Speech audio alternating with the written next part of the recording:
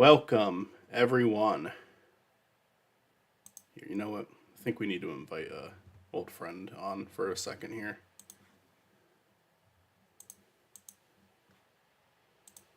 Reintroducing ReactBot. Catch my downvote. Yeah, there you go. So, welcome back to Work in Progress. Today we are done with TV show movie 7. The video was released, and now we're going to start on a bigger project. This one's going to take some time, I feel, but it should be worth it. And you can see the entire process of it being made here on stream. We are probably going to do a more fun stream after this. We might do some Rumble. Cass and I were talking about hopping on and doing that. And there may be videos that get switched to while this one's being made, because this one's going to take a minute, where other videos can get done. There's actually one I'm almost done writing the script for, and it's on a pretty normie topic. Let me pull it up. It is just my top 10 games. That's literally the video. I've written a majority of the segments. I'm about halfway done with the script.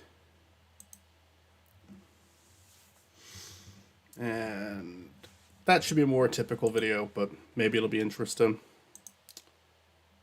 Hopping into VC so people can join if they want. This is going to be a stream where I can do a lot more drawing and visual editing. I've got Premiere open right now. This is literally the start of the project. The script's not even fully written, but I recorded lines for what is, and some of them are characters I'm definitely going to voice, and some of them are characters that I'm not sure.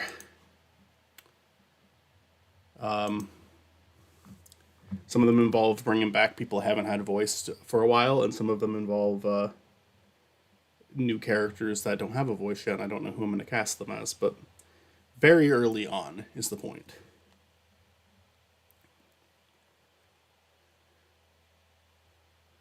What do you think, ReactBot? You want to be a voice in Spiny and Ogorki? Bro went sicko mode. I'm going to take that as a no.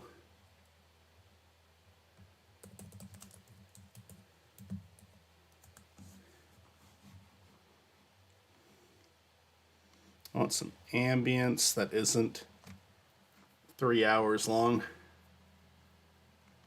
or 10 hours, or 6 hours, or even 1 hour, really. 1 hour is too long. You'll have to specify that in the settings, the filters. Alright, let's see.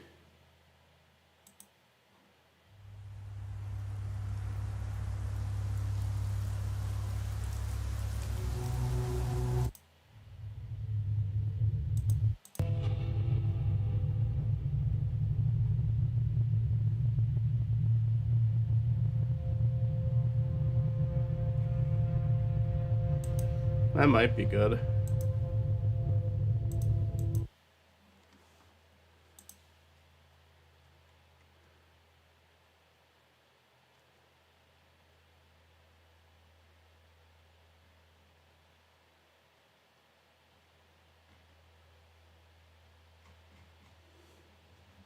I don't know if I'm allowed to use this music. There's no permission in the there's no like licensing rules in the description. So I'm going to use it for now, but replace it if I can't find out. Just because we need to start somewhere. We'll try a second one too, though.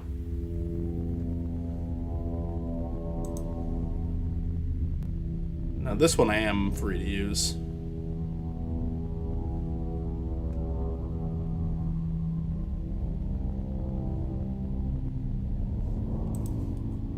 I'll take this one too, actually. I'll use this one instead, since I know I'm allowed to use it. Still might be temp. Half-Life 2, scary and strange ambient sounds. Let's listen. Oh, that's really low quality. Yeah, no. Fuck that.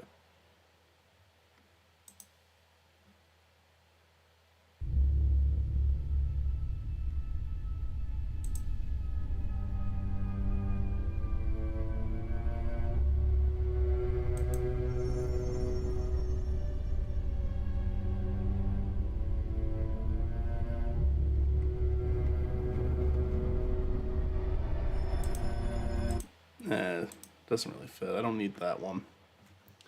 We'll just use the regular ambient sound I found. That should be fine.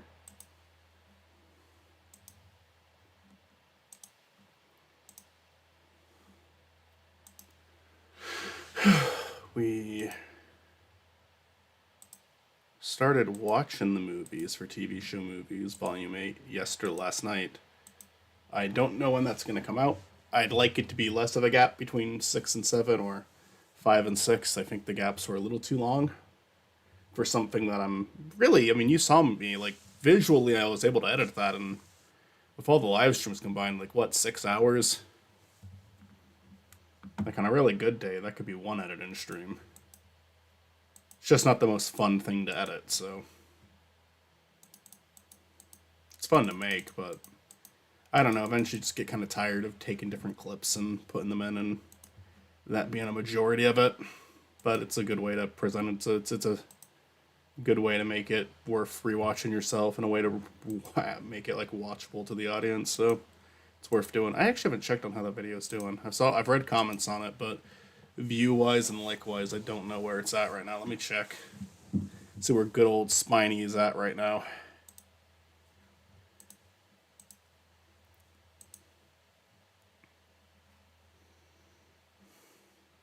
Okay, that's decent. TV Show Movies fell off a little bit. It was getting like thousands of views, and now we're at hundreds.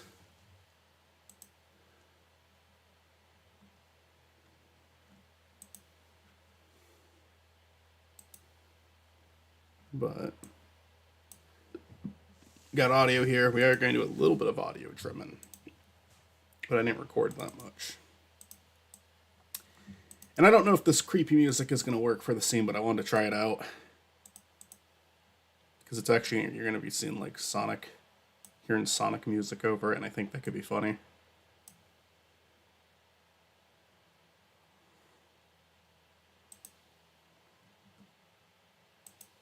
In fact, I need some Sonic footage.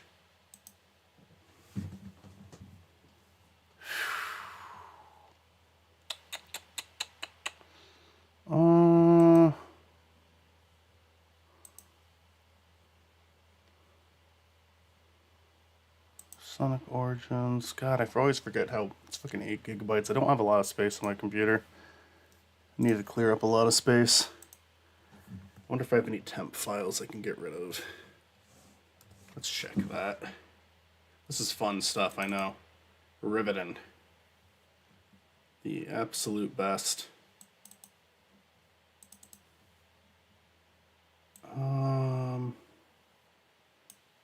Oh, yeah. Alright, yeah, we're gonna get rid of all these fucking temp files.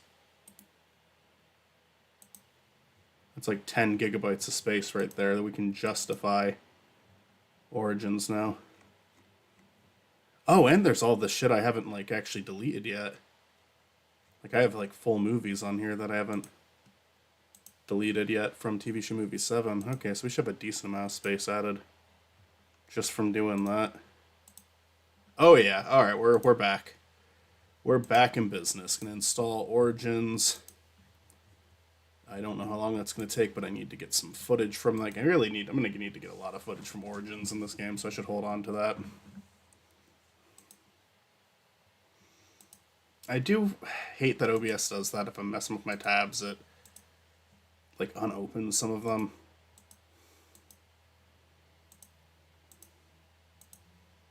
I can't trust OBS.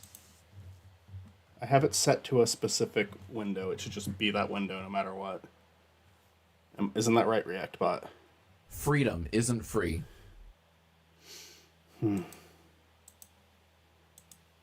I remember why I stopped including you in these. Why did the game make me do that? Alright, this is me trying to do a young Spiny voice. It might be very embarrassing. It might be exactly what I need to do. We'll figure it out. I had a higher... It's me trying to impersonate what my voice used to sound like. I can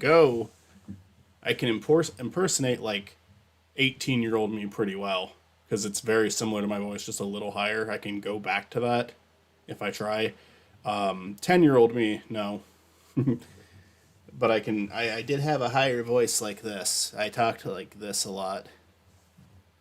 But maybe I'm going a little too cartoonish for Spiny here. Why'd the game make me do that? No, that's pretty close to what I'm doing right now. Why'd the game make me do that? Yeah, it's a better take. I actually sound angry there. So this is like lines that actually will make it into the episode.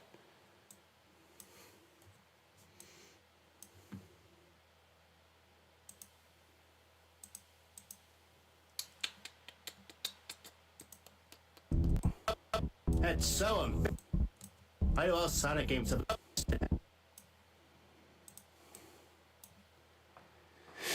Alright, so what do we have here?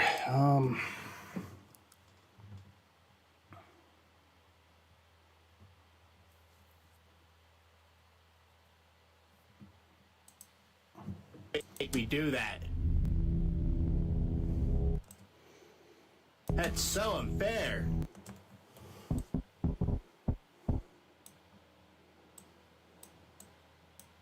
Fair. Why do all Sonic games have a bat? Why do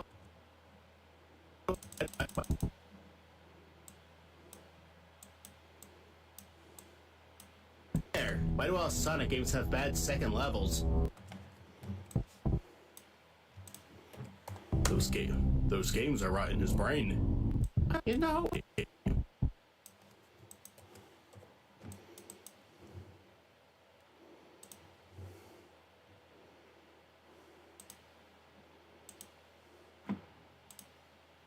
Well, I'm off to go see Nuremberg now with both my folks. Enjoy.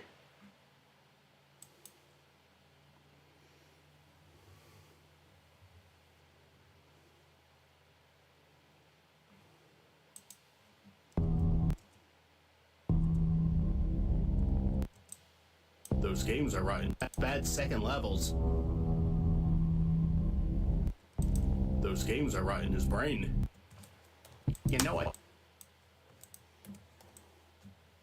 So the father, this is like the father voice. I am not going to be voicing him. I'm hoping that will reprise his role. We'll see. No word from him yet. Games are rotting his brain. You know, I thought you were being dramatic at first, but maybe not. He sucks at those games.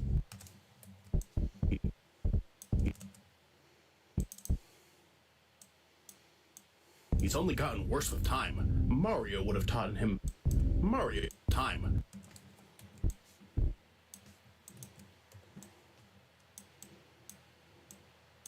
Games. He's only gotten worse with time. Mario would have taught him patience and timing.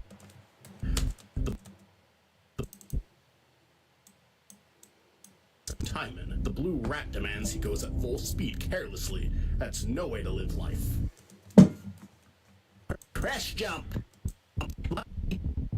I press jump, I did it!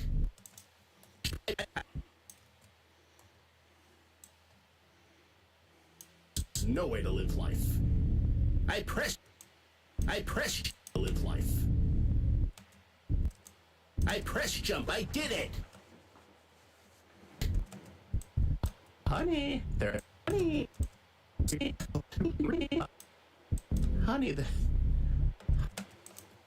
honey, there are 3 rings floating right above you at the start of the level. Honey, there are 3 rings floating right above you at the start of the level.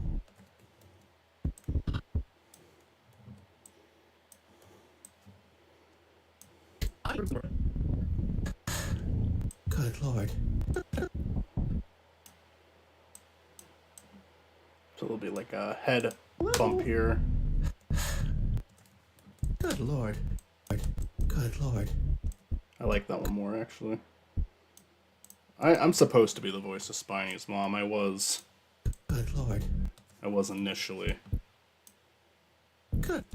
It's just I only did the voice once in a very early episode. Her with more lines is rough. So a recast might happen with that one.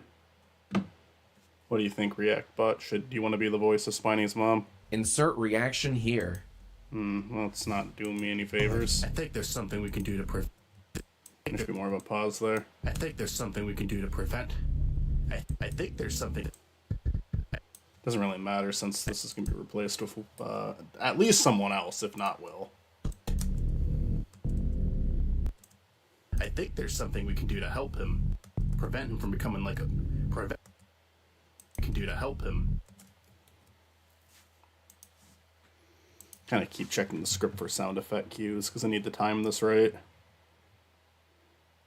Okay, he places the pamphlet on the table. And we have a pause there, so that's perfect. And he'd be more like prevent. You can do to help him. Prevent him from becoming a loser.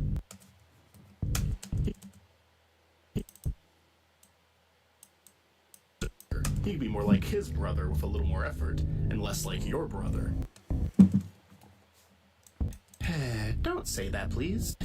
Please. Don't say that, please. Don't say that, please. Don't say that, please. Please don't say that might I'm work not better. wrong.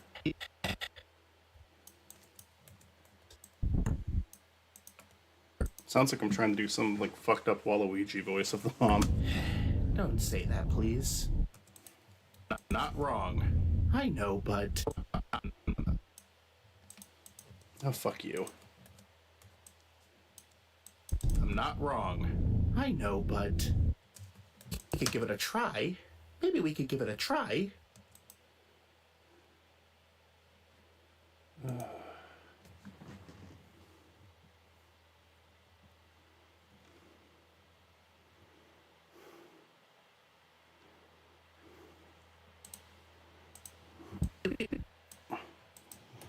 Maybe we could give it a try. Maybe we could give it a try. I don't want to do anything that.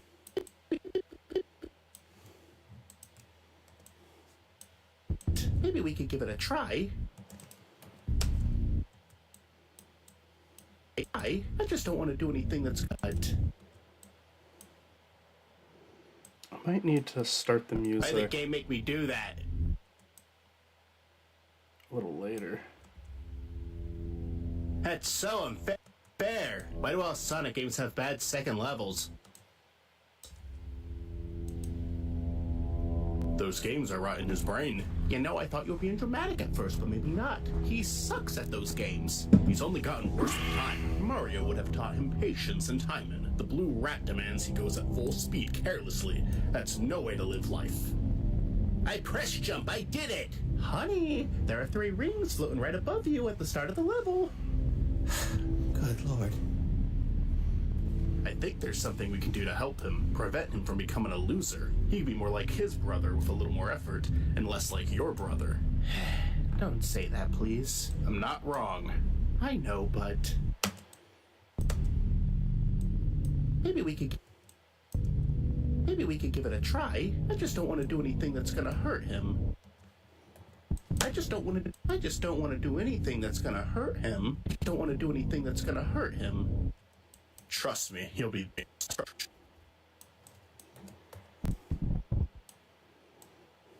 Trust me. I just don't want to do anything that's gonna hurt him. Trust me, he'll be thanking us for this one day.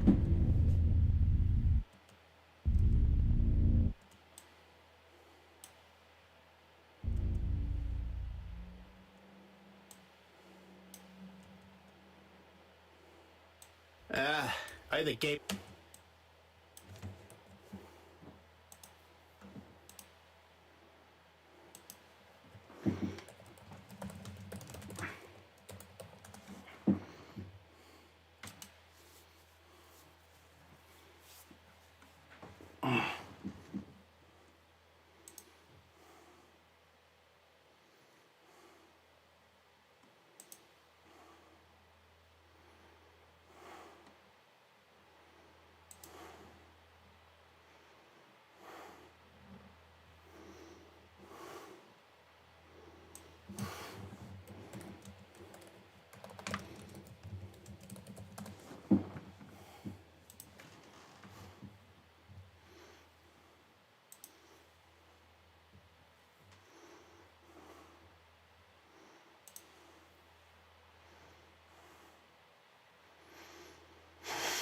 Hmm.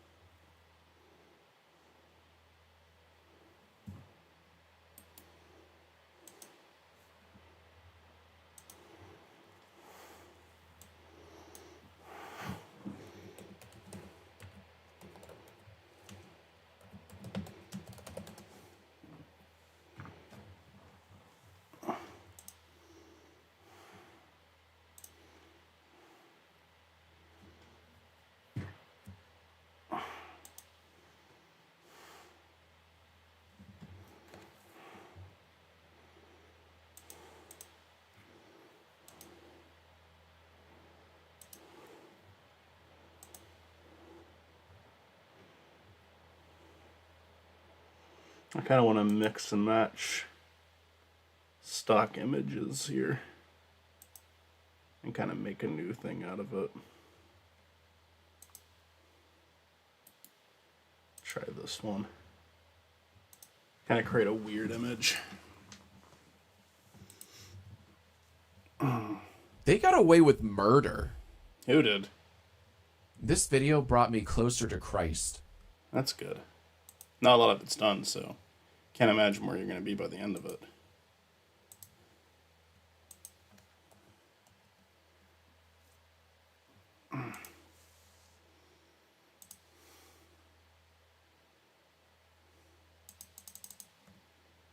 I like how I'm like telling it to open Photoshop and it's not acknowledging that I did that repeatedly.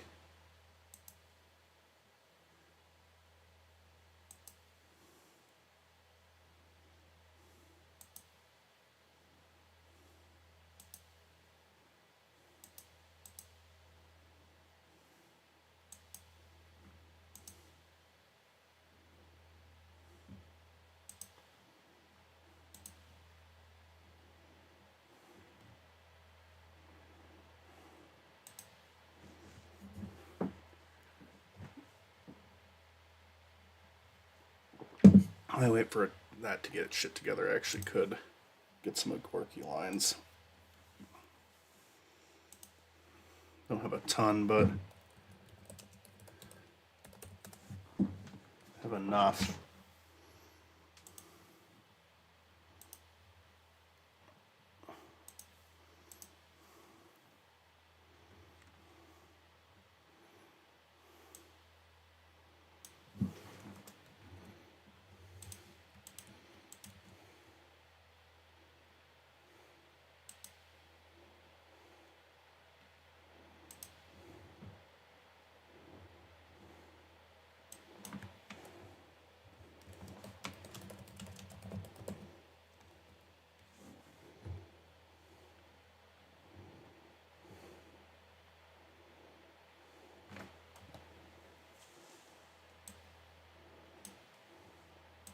Chcesz ogórka?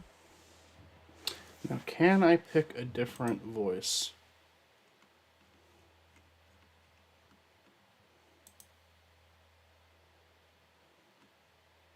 Or do I need to, like, pitch it?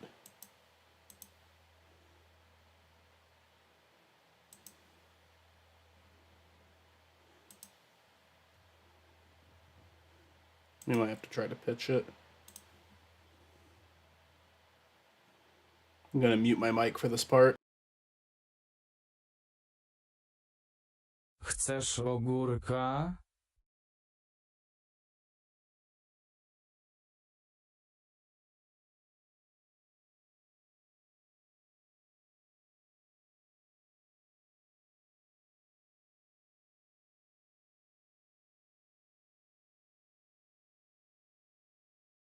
Ogórki.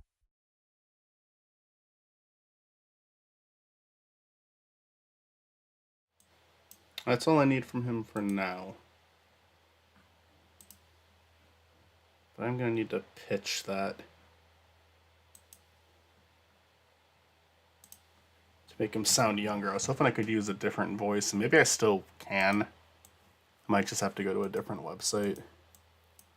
I do like the idea of all of his lines being Google Translate exclusively.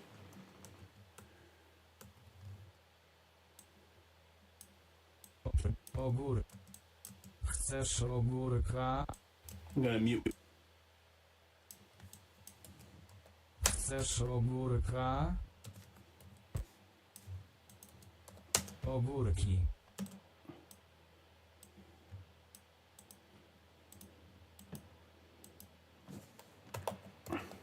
Chcesz ogórka?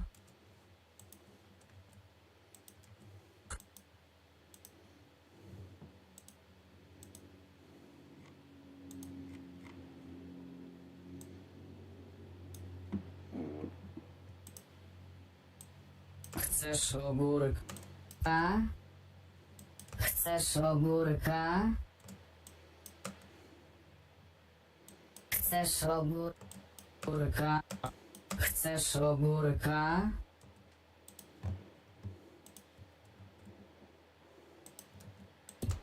Ogórki.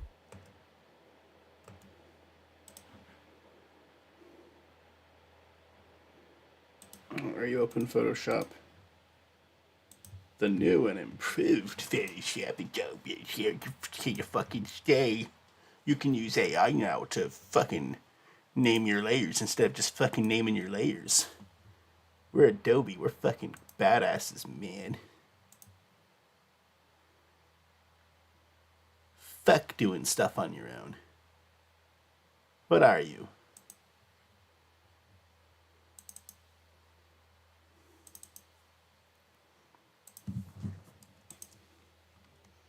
Okay, gotta move these over because I'm saving stuff to my posters folder still. Move these over to downloads. First, we're gonna put in a beautiful field background. We're gonna make this look like a fucking liminal space. I'm taking notes from Edward Scissorhands. And now everything's frozen. Great job, Photoshop. You're doing great. Your now AI program is doing stellar work. What do you think, ReactBot? How is Photoshop's new AI features? I agree. I think you said it all there. ReactBot, oh ReactBot. My dear ReactBot. What's inside that brain of yours?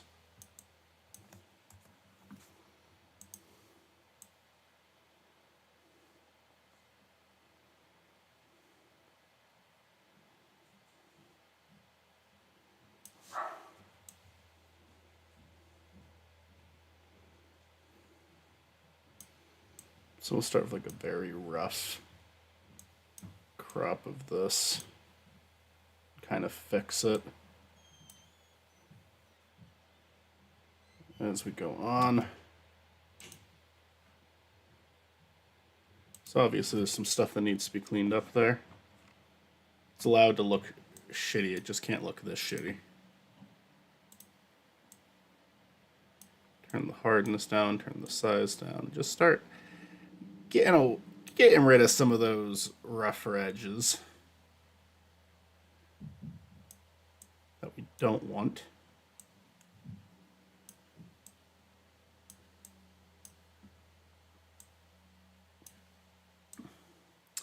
For the bushes, we're going to need to use a cloning tool. I think that's what they call it, at least.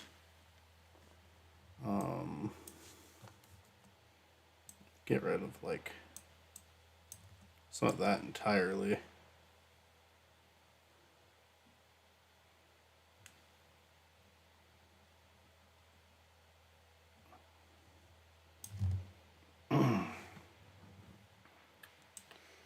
Let's see here. Nope, that's not where it is. Where is it? Okay, yeah, it is the clone stamp tool. So I was kind of right.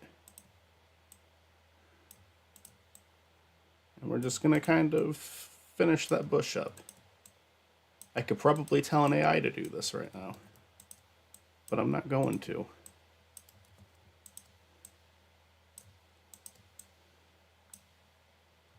Not to get too high and mighty about AI, but I do dislike the direction Adobe is going with that. I don't mind it being used as a tool. I think they're starting to really push what counts as a tool. But we'll see. People should still have to earn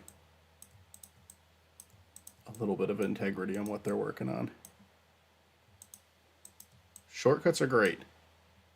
Shortcuts for an already long process are great, but removing the human side of it entirely.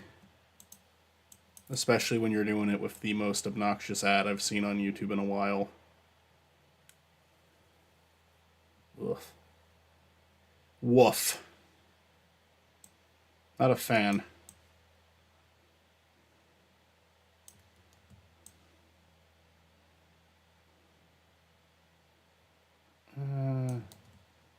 Gotta leave a little bit of that in there. I don't know how to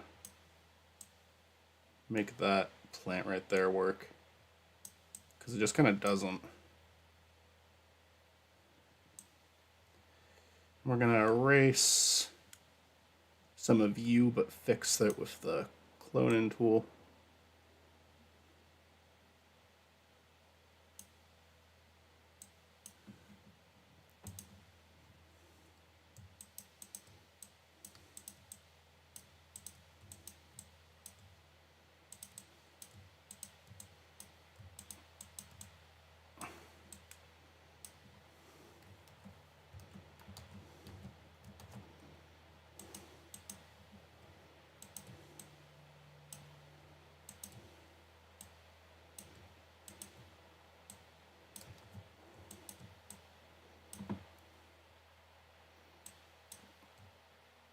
Maybe I can just kind of like have the one set down like that. I don't know.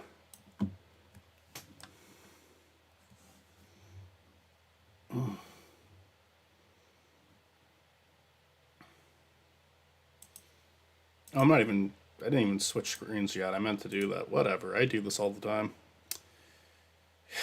OBS, Photoshop is open. Can you give me Photoshop as an option, please? No? You're just going to be difficult for no reason. I'm a sucker for a cute little doggo. Oh, there's no doggos here. Alright, that's a house. React bot. It's not a dog, it's a house. Pretty shitty house at that, if I'm being honest. And now we're going to take this driveway specifically. So we can at least say there was a little bit more effort put into this than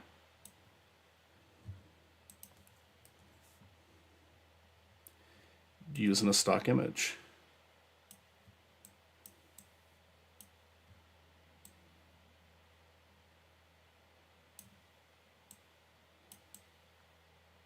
No, you're supposed to be behind the house. There we go.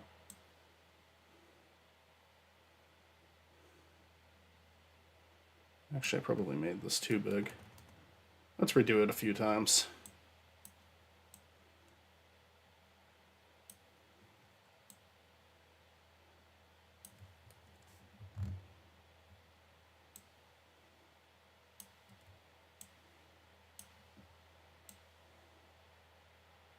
What are you working on? I'm working on Spiny and Ogorki. I'll show you. I'm trying to create a liminal space image here. I'll show you. This is going to be Spiny's house. I'm going to add some stuff into the background. I actually thought it might be fun to make the rest of the houses in the background like 2D drawings. Have fun with it. But I made this by combining 3 stock images together. What are you up to, Cass? Dying. My allergies are killing me. Have you ever thought about stopping that? No. Okay. You can't stop time. It never ends. It only Well, Yeah. I personally can stop time, so I'm sorry. I don't know what your problem Beep, is. beep, beep, beep. All right. I trimmed that. I think I trimmed that hedge pretty well. Let's see here. I think it'd be fun if Spiny's family, they just live in like the perfect little neighborhood. They live in the perfect development. Everything is so flawless there. And then Spiny's the only thing fucking it up for the rest of them. Oh man, so they don't live on Earth? They live on Earth, but not the Earth. They live on not whole. Come on, get your stuff right. You know, because like if we talk about it with Brother Norman, which I don't want to say too much about, but like there's kind of like multiverses. It's a multiverse story, and one of the characters in that is supposed to be from our version of Earth, where Spiny's version of Earth is very similar to our version of Earth. In fact, it even has like Matt, Cass, and Mitzi in it. But this one character comes from an Earth where animals don't talk and don't like interact with like humans the way that the Spiny characters do. That's not real. So It's not real. Spiny's planet is technically not our planet. Not a real planet. Not a real planet. But most of the shit that happened in our world has happened in the Spinyverse. Oh god, I hate that. The implications of that are terrible, and I hate it. I'm gonna draw like the shittiest house here, and I'm gonna make the person who lives in it pissed off that he has like such a shitty house. He's just gonna stare out his window like envious of the house next to his. If I can just get this stupid fucking triangle roof right. This is the, like, people learn how to draw super realistic faces, but nothing is harder than drawing the triangle roof of a house. You can cheat if you're on Photoshop. But I don't want to cheat. You can use the pen tool. Oh, I want to make it a giant window, that's right. So I can have like an angry guy inside of the house. His only line is, yeah.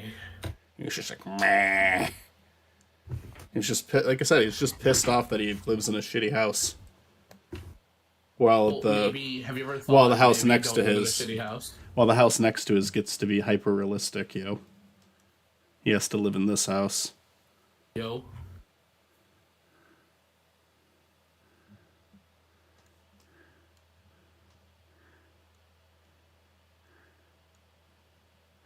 I say this with all love and respect. I'm ready for this year to be over.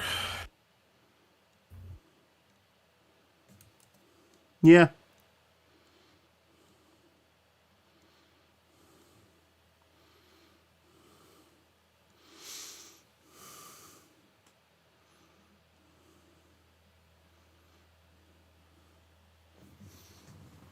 He's like really pissed because he doesn't even like fit in his house well. Like that's his head right there. He does not have like any room in his house. He's just a miserable being. Actually, you know what?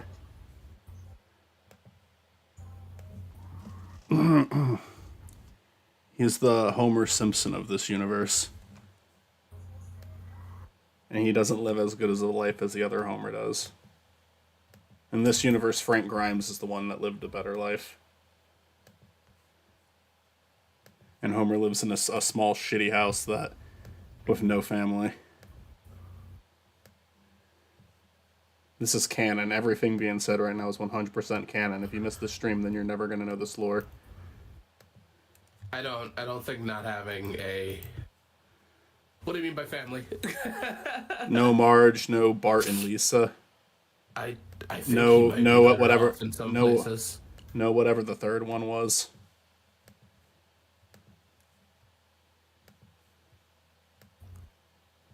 I feel like if that was Homer, he'd be better off that way. Not Homer.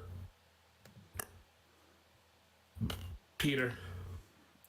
Peter is like in a fucking mansion, and he has like 8 Loises. They're all like, hey, Peter. They all sound the same, but they don't look the same. Well, they look the same, but they look the same like in that American Dad woman. How they all look like Francine for like at least the first 2 seasons. Have you ever noticed that? Like in American Dad, all of the women kind of, except for like Haley, look like Francine, kinda. I guess I didn't notice that, but I believe it. I'm trying to think of like other female characters on that show other than It's just Francine and background characters. Haley. There's not like any. Yeah, like There's there's other ones, but they look different. But like the backgrounds all look like Francine, kinda. American Dad has like a fair number of side characters, but it's like they like to use the same ones a lot. So it's like even that the only other female character I can think of on American Dad who has like a role in a high like a lot of episodes is there's like this goth girl that Steve is dating for a little bit. Yeah. I can't think of another one on that show. Background characters, yeah, I get what you're saying. It's just like I'm trying to actually used to have a friend that like disappeared. I wonder if that was because of Stan.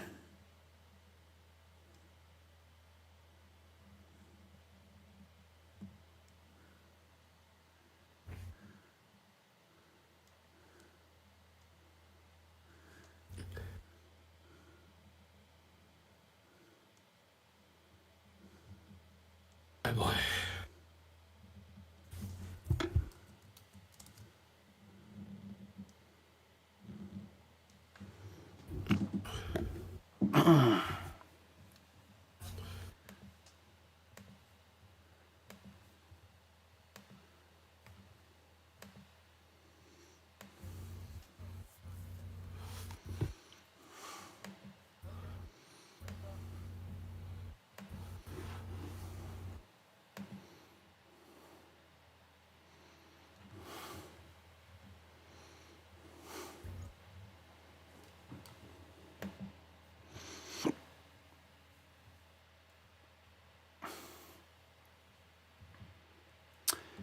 I guess I'll make it a no, it can't be a greenhouse. I don't know what color the house should be.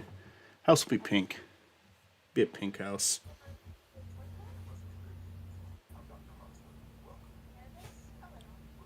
I'll probably do Rumble after this if you're down for that still.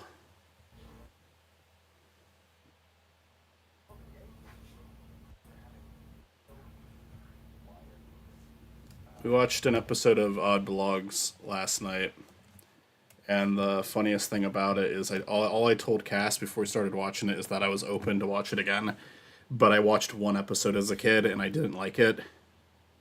And then out of all the episodes Cass could pick, she picks the one. You did give me 2 options to be fair, but so I kind of picked it too, but we picked the one that was the only episode I ever saw. But I liked it this time. It was funny. I think that as a kid, I think if a show wasn't like Simpsons or Family Guy or South Park, I didn't really like the weirder ones. And that's weird to say because Family Guy and South Park are very weird shows, but they're not like Odd Blogs weird, you know? I think my favorite joke in the Oblongs is not even like a stated joke, but it's one that like if you just watch it for 10 seconds, you'll notice that they're meant to be in a fucking like a radioactive spill is what made them look all odd. And it's funny on how like the Beckys, is that what they're called? Yeah, I think so. The Debbies. Debbies, you're right. It was the Debbies. How, like, despite the fact that, like, everyone looks different, the Debbies are perfectly all together one. Almost, like, unnaturally. So, like, even though they're supposed to be perfect, they're still weird. Yeah. I also love how mean-spirited... Like, it gets worse. It gets worse, but, like, Oblongs is, like, weirdly mean-spirited, but also wholesome at the same time. Yeah, it has a bit of both in there. But I like some of the darker jokes that were in the episode.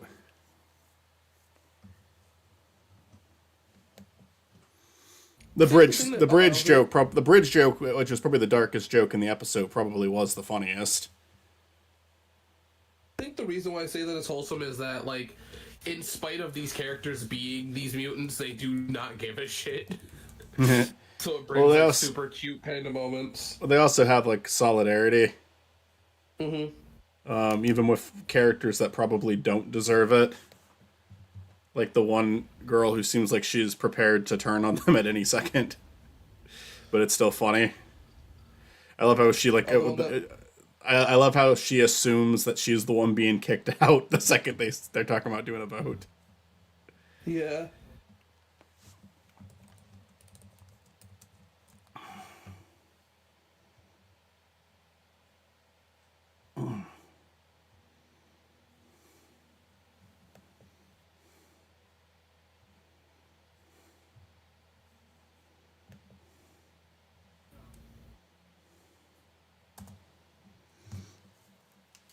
But yeah, I was pretty impressed by what I saw of that one episode. There's a lot of jokes that work. There's a lot of Simpsons voice actors in there.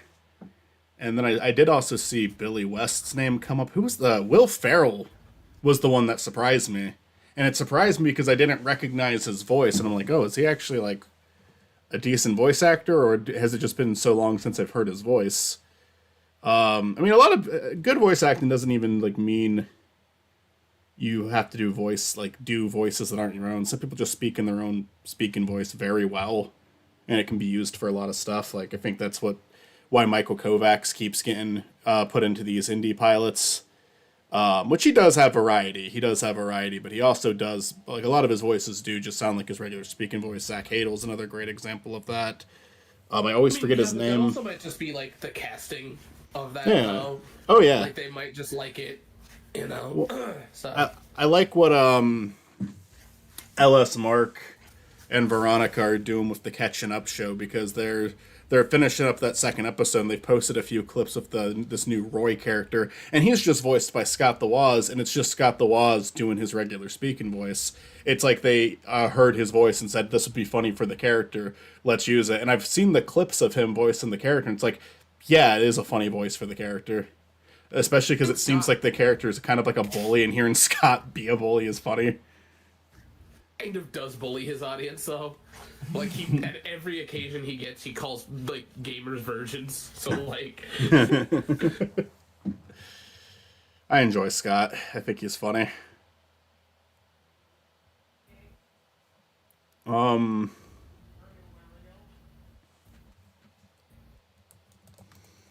Collecting more images right now. Not much is going on.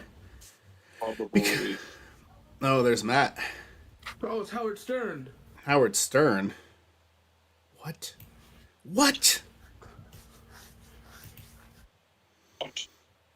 Jesse. How you doing, Matt? Good.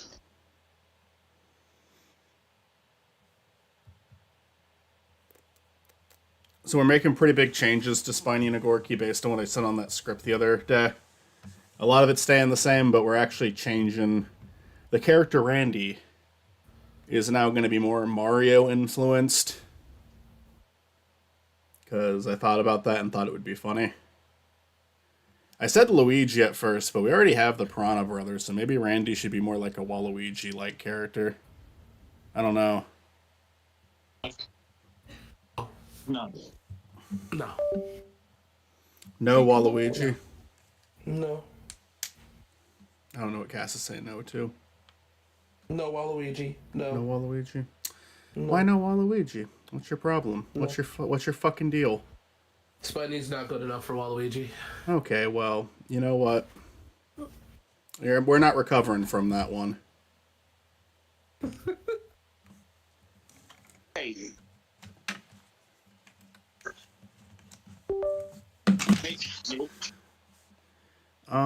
Let's see here.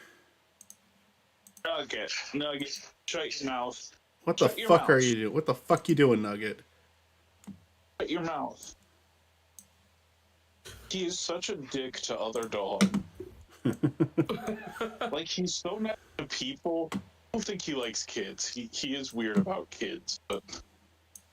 he's so nice to like adults, and then he sees another dogs dog, are. and he's like, "It's on site, bro. It's fucking on site." If dogs aren't around kids, they're weird.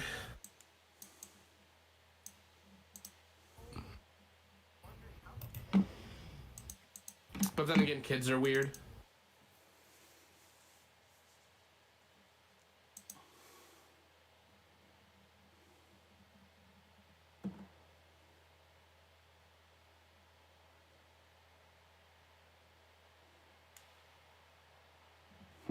I think I picked the wrong color for this. Need like more of a cold, bluish looking color. Wow. Okay. I don't know why we did that, but fine.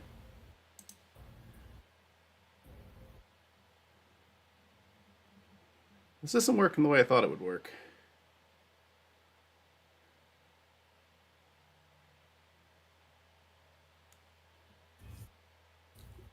I was experimenting with this the other day, but it does not seem to like this background. This is the best one so far, so maybe you can try changing the color again.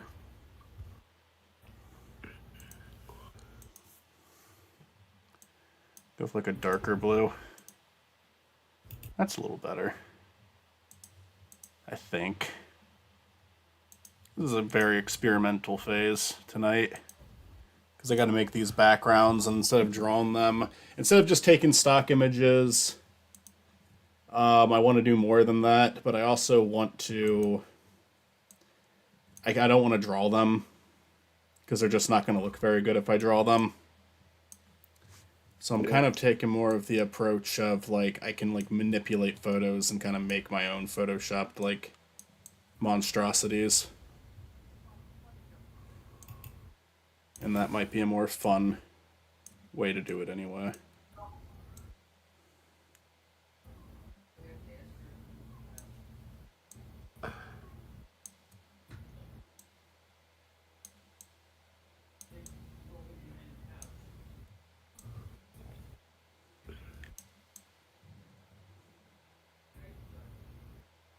Honestly, some of these I should be doing in fucking After Effects and not Photoshop, the more I think about it.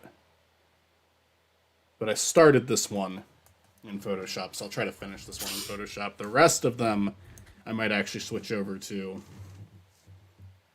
After Effects, and then I can kind of make it like a 3D environment. I could get some use out of that then. I've been testing the waters with that with like stupid H&M bros. And this could be like an excuse to like take that a step further. So you saw the Jerry episode, Matt. I liked that one a lot.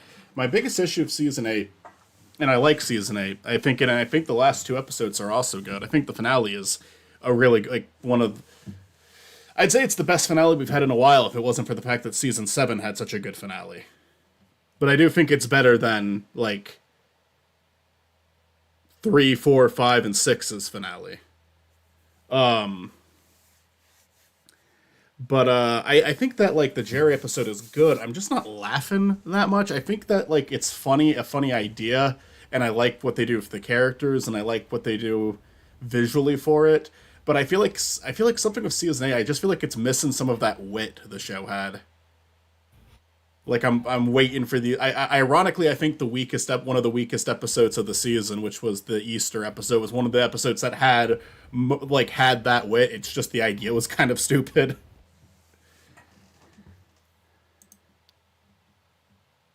I'm sorry, what? Right, zoned out. What are we talking about? I was talking very hard. I was talking about Rick and Morty because Matt was messaging me about that earlier. Okay. Well, yep, that makes sense. That all makes sense. That's why I zoned out so hard. I don't mean to be that way. I don't humor Rick and Morty. I just don't. I think I'm done with Rick and Morty, but we've talked about this before. Oh, yeah.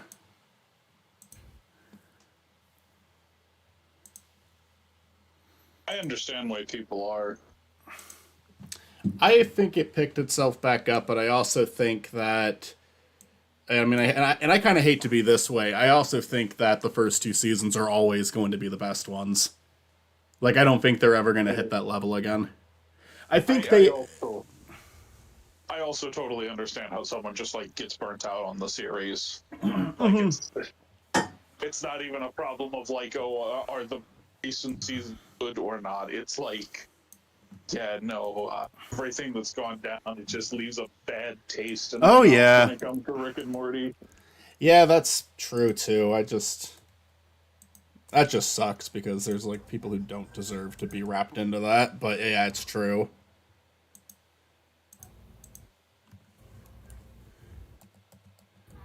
I mean, it's not just like the Justin Roiland stuff. It's also like fan base and how it was for a while. Well, I saw a video by M. Lemon, and I didn't agree with all of his points in the video, but I agree with some of them. It's like a lot of people feels like they're trying, like the same people who did that to Rick and Morty are trying to do it to Smile and Friends now, and sometimes it just comes from like. I think shows deserve a lot of credit for what they do right, but sometimes people like they'll go on about how genius something is, and it's like it almost feels like they're missing the point. Like there were unironically, and I don't think there were a lot of people like this. To be fair, I think it was a very small minority. There was unironically a lot of people who took that Mr. Frog scene seriously, and it's like you're definitely not supposed to.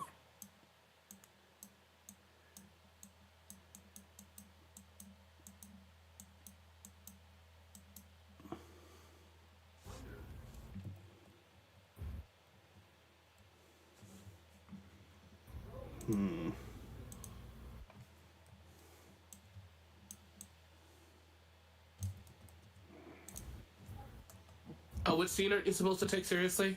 The Mr. Frog scene where he's talking to his father. I mean, sure. I feel like you could take it however you want to, you know?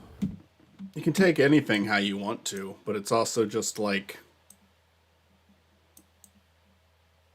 I don't know. It's just people misinterpret shows all the time, and what's actually I guess the better question point. is I need you to clarify what do you mean by people take it seriously? Like they think it was actually supposed to be a dramatic scene when it wasn't really. The joke is that it's a dramatic scene, right? Yeah. Like it's not like a genuine attempt at drama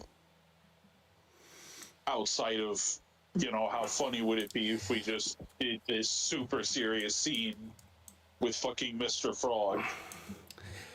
Yeah, I think I'll say for me personally too, why I don't like, because I agree you can interpret a scene however you want to. I think the reason it's not going to be an issue of Smile and Friends is that Zach and Michael do not seem like two people that are like going to change their mind about something too deeply based on how the audience is reacting to them, where Rick and Morty absolutely did. So I don't think we have anything to worry about in that sense. And if we do, then whatever. It's just another show that lost its touch. That happens all the time. I think there's no problem with people taking something like that seriously, because like it depends on how you come off of it, but like I think the thing is that, like, argumentatively, you can say you can interpret things however you want, which is true, but there's also a neglect of, like, the actual narrative itself, right? Like, you can interpret it, but there is always a narrative, right? Mm-hmm. Because, like, I can interpret The Simpsons being a stage play, and you can't tell me I'm wrong, but there's the point where it's like, yeah, but, like, you're still missing the point, you know? Mm-hmm. Interpretation is to be. I think. Oh, go on. I'm gonna say, to be clear, I'm not really that bothered by people taking it seriously. I'm just saying I do believe that there is like that disconnect, and it's the same disconnect that Rick and Morty had, where people were talking about it like, you know, it was the high IQ meme, but I don't think that's the problem that some people make it out to be. I don't think it's the problem as much as I like the guy. I don't think it's the problem Emp Lemon makes it out to be, because I think it comes down to the people writing it. Rick and Morty, right after their second season, brought in a ton of new writers. Justin started to not have much to do with the writing process of the show at all, and it was also like, which in reality was like in the long run was a good thing, but you know, the show undeniably changed, and there's all these people like coming onto the show reading, you know, with this expectation of what it is now, and people praising it as like this genius series, and I think they played into that a little bit too much. Like, I think the show got up its own ass a little too much. Like, I think that's why there were so many episodes where they did lore while also bitching about doing lore, because they wanted to act like they were above that while still doing it. And I do think a lot of that came from how people reacted to it. Now, at the end of the day, that's not really the people reacting to its fault, because, I sent you that interview, Cass. It seems like you read it because you quoted something from it, where it's just they said that ultimately, like, they do read what people say, but they also frequently say, like, now we're just gonna do what's funny to us. Yeah. And I believe them. I think both of them throughout their, not just the Smile and Friends, throughout their entire careers, like whether it be YouTube, Newgrounds, or the other shows that Michael did, because Michael's done a few shows now. I think they've proven that's their main goal, and they haven't backed away from that. And that's cool to see. I think that they're very creative people. I'm looking forward to seeing the rest of good old Smiling Friends, and Zach just cameoed in another show I saw the other night, and that caught me off guard. That was funny. He keeps being put into shit now, and that's fun to see. I think at the end of the day, I don't think Smiling Friends. I think it's too episodic to be taken seriously, but the thing is, people crave that, right? Like, that's people just like what it when a crave. show. People do like it when a show like changes like that, or has continuity, even. Yeah. You know, like hardcore continuity. Like, and I love continuity that means something, I should say, because Smiling Friends has it. Yeah, I mean, and I love that they have that continuity in Smile and Friends. And even if we want to talk about one that like goes from silly to serious, I mean, I love Gravity Falls. To an extent, Avatar does that, even though Avatar's pretty serious from the start. But the beginning's more lighthearted. I liked it when Steven Universe did it. I even kind of liked it when Regular Show did it, which they didn't do it until the very end of their show. But like that was like the final season they started doing that. But still, like I do enjoy when shows do that. I love it. I love BoJack is a great example of that. But I don't. Yeah, I also I don't think it should be expected with Smile and Friends, but that's not even like. We're kind of getting to a new point now, but that's fine. Like, it's just yeah, like I said, if people took it serious, like got like something emotional from that scene, I think that's a little funny, but they're allowed to do that. But I do think it's like clearly not what they're going for. But at the end of the day, who really gives a shit? Let people watch something the way they watch it. Yeah. I don't know. I when it comes to Rick and Morty, and I think I've said this to you before, I just am done with it, because like, as much it's not even the fact that I don't. The thing is, not even that I don't think it's good. It's just it's one of those things of where they kept going, you want the lore? Well, fuck you. And it's like, all right, well, then I'm done. I'm sorry. No, that got me very annoyed, and like I definitely do want the lore. You guys made good lore, and then you told me to fuck off, and I'm like, all right, I guess I will. I'm sorry, but I don't give a shit anymore. Even if you, and also I've come to the point of even if you give me an answer, you guys fucked around too much that I don't know if I'll ever be satisfied with whatever the fuck the answer is. Mm-hmm. They definitely had a rough time too, because when they started deciding to do it again, part of their solution to that was like, okay, that one thing that we said was a fake out before is actually real now. So they not only took forever to like do it, but then they backtracked on it. So it was the whole thing was just kind of a mess. I mean, like I said, there's nothing wrong with that. If you're still enjoying it, that's fine. But like, but I'll even admit that it's silly that I was there for whatever the fuck lore. But like, I also feel like you shouldn't give something to somebody and then go, fuck you, haha. Yeah. I actually kind of think the Szechuan sauce episode is funny when it does. I love that. No, that wasn't the problem. I think it's what came Yeah, after no, was the problem. it's definitely when Rick is like rolling his eyes while explaining the lore, while dealing with the lore. Well, the entire because like the season 4 finale is this big episode where the entire time it's just Rick saying like rolling his eyes like, oh, we're doing a Star Wars. Oh, I don't want to do fucking Star Wars. Oh, this is so lame. We're doing Star Wars. It's like, then don't do fucking Star Wars, okay? You didn't have to. No one here made you do that. And also, it really wasn't that like much like Star Wars. I don't know what they were going on about. They went to space and there were spaceships. I guess that's Star Wars. Which episode was that? It's the season 4 finale. It's when they fight Phoenix person, and I forget the girl's name. It was who he was with. Tammy Lynn. That was her name. It was the episode where Tammy Lynn dies. I just and then Summer and Morty's storyline is they're also trying to do tropes, and they're not doing the trope right. And it's just a whole thing where it's like the meta-ness of Rick and Morty gets a little out of hand sometimes. And that's coming from someone who was a big fan of Community, and Community went very hard with the meta shit, and they did it well almost every single time.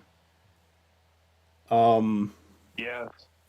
No, I think Community overall is a better series than Rick and Morty.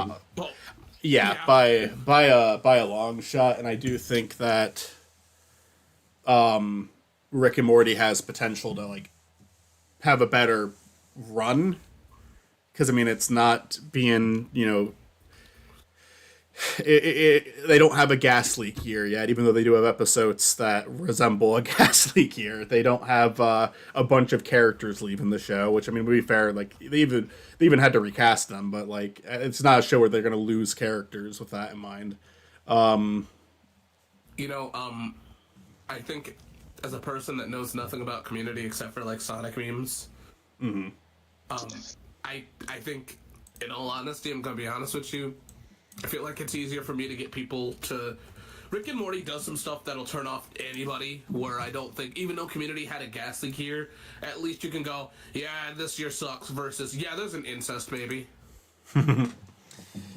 Yeah, I mean, Community is still, like, despite everything that happened with it, still has, like, this, like, really, like, good legacy. People still really like the show. People are still dying for that movie, even though a lot of people hated the last 3 seasons. Like I'm a little bit more charitable towards it, but there's people out there that say like the first 3 seasons are like that's it, like everything else is worthless. It's like season 4 has an episode or 2 I like, and I think 5 and 6 are good as a whole. It's just there's weak points. Season 5's 2-part finale was like dreadful. Like I if that was the ending of the show, that would have been very unfortunate.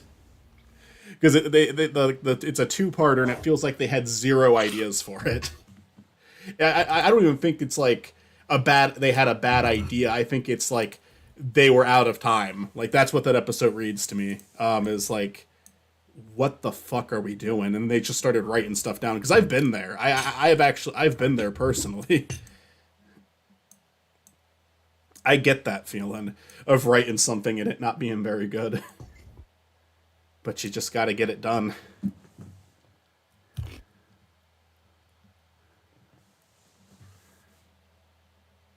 I'm curious of the legacy of Rick and Morty.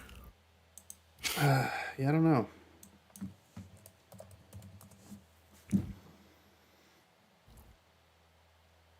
It's not favorable right now, but it could change. There's people who still like it, but whenever there's discourse about it, it's mainly negative. And I think it's mainly negative because a lot of people who do watch the show and like the show probably don't even talk about it anymore. Because it's annoying to talk about it. Yeah. Like, I liked it, but that ramble was, like, the first time I've acknowledged it online in years.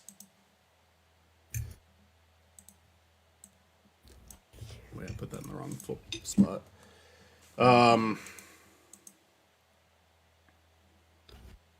I don't know. I just think Rick and Morty has too many uphill battles for it to. Like, there's always gonna be that edgy spot of the internet that'll always like it.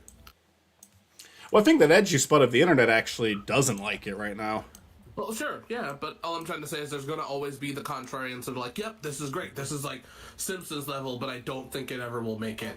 It had a potential to be there, but I don't think it's a Simpsons kind of thing. Yeah, I don't know. I probably not, because I mean the complaints came in after 2 seasons. Like those first 2 seasons were really the only time period where it was like a universally liked show. During season 3's start, it was, but by the end of it, people were complaining about it pretty hard. Because like it doesn't even have to be universally liked. I just think that like it just pissed off too many people, and that's fine. You know, I think that you can relish in that. You can. I don't think a show needs to be super popular to be great. Yeah, I think it could be like a. I think it could still, because I mean, like no matter what, it'll still be more popular than something like Home Movies is, or The Oblongs. But like at the same time, that doesn't prevent Home Movies from being like wonderful. You know. Mm-hmm.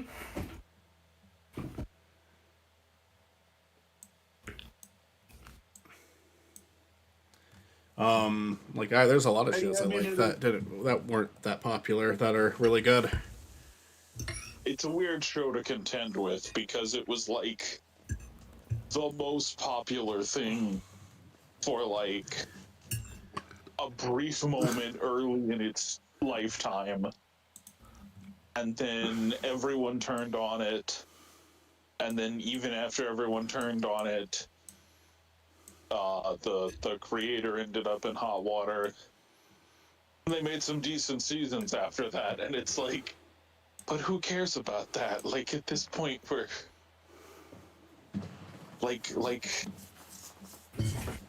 there's no going back. But it was like the most popular thing for like 3 years. Yeah. Yeah, I had for sure. people calling in Cali. I had people calling out of work to go see the Rick truck just to see it.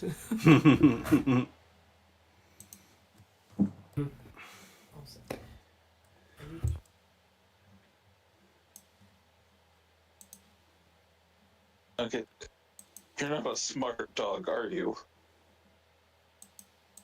Oh, no one has ever accused him of being smart. You gonna come back over here, or should I pull the leash around? Come here, Nugget. But like, I think the thing is like, it was popular. It was undeniable popular. Like people that I didn't even think were going to like it were like, yeah, the Rick truck is coming by. I gotta go. And I'm like, what the fuck do you mean Rick truck? Right? Well, So, I don't you know actually. what I'm talking about, right? No. You don't know about the Rick truck and truck? Oh my god. What is the Rick truck? Maybe I do if you remind me, but There was like a Rick truck that I think sold merchandise. The beautiful thing of living in California is if anything like gets slightly popular, you're in the state that's gonna have shit. And there was like a truck that like looked like Rick. That if you look it up, it's the funniest fucking thing ever. But like it's like the Oscar Mayer truck, but Rick. I hope you know what the fuck that means too, because we're at that weird crossroads. I know the Oscar Myers truck. I know okay, that. Cool. I've been inside the Wienermobile. One of them. You're fucking lucky, dude. We had a Peep Mobile around where I live. I don't know if that thing is still around. I don't know why it was. I don't even know why we had a Peep Mobile, but yeah, there was a giant truck in the shape of a peep. But I've only ever seen it parked in like a parking lot. I've never actually seen it out and about. But it's funny because the Rick truck didn't even come to like our area of the state. They had to go like a little bit more south. So they went out of their way. That was their like vacation time to just go see it. So that should tell you how fucking popular Rick and Morty was. No, right? it was insane. Yeah. That like people were going like out of town to go see a fucking truck. React bot. What do you think of the current state of Rick and Morty? God is dead, and we killed him. Is React bot on this one? Yeah, and he God, I don't think he's very happy with Rick and Morty right now. Yeah, I invited Reactbot to come back on. It's been a little while. I feel like a drawn stream or background stream isn't yeah, it's pretty unintrusive for him. He can be here. If I open a game up, he's definitely leaving. But no, either way, Rick and Morty was ridiculously popular. Oh yeah. I do have to gauge this every decade, though. Now, where do you think SpongeBob's at? Still like really popular, but when most people our age reference it, they're still referencing those first 3 seasons. But I mean, it's still getting movies. Like the movies do well every time they come out, like both the Netflix movies and presumably this 4th theatrical one will do well. Like it's popular. SpongeBob kind of feels like he's taken some of the moves that like Looney Tunes or Tom and Jerry do, just like in a different way, where it was like they had their original run, but then like the artist changed or the direction changed. So it was like new shorts, but a different art style. That happened to a lot of them. And it feels like with stuff like the Patrick Star Show and Camp Coral and the movies on Netflix that are all like CG, it feels like we're kind of maybe doing that now, because I think new episodes of SpongeBob are still being released to my knowledge, but it's like I could see them dropping the main show like I don't know if they'll do it soon, but I mean like after like 20 to somewhere between 20 and 30 years, they might just like we're definitely past 20. I don't think we're at 30 yet. Are we? No, not yet. I think 25 was last year. Mm-hmm. So they might they might switch it up soon. I don't know. I can't tell.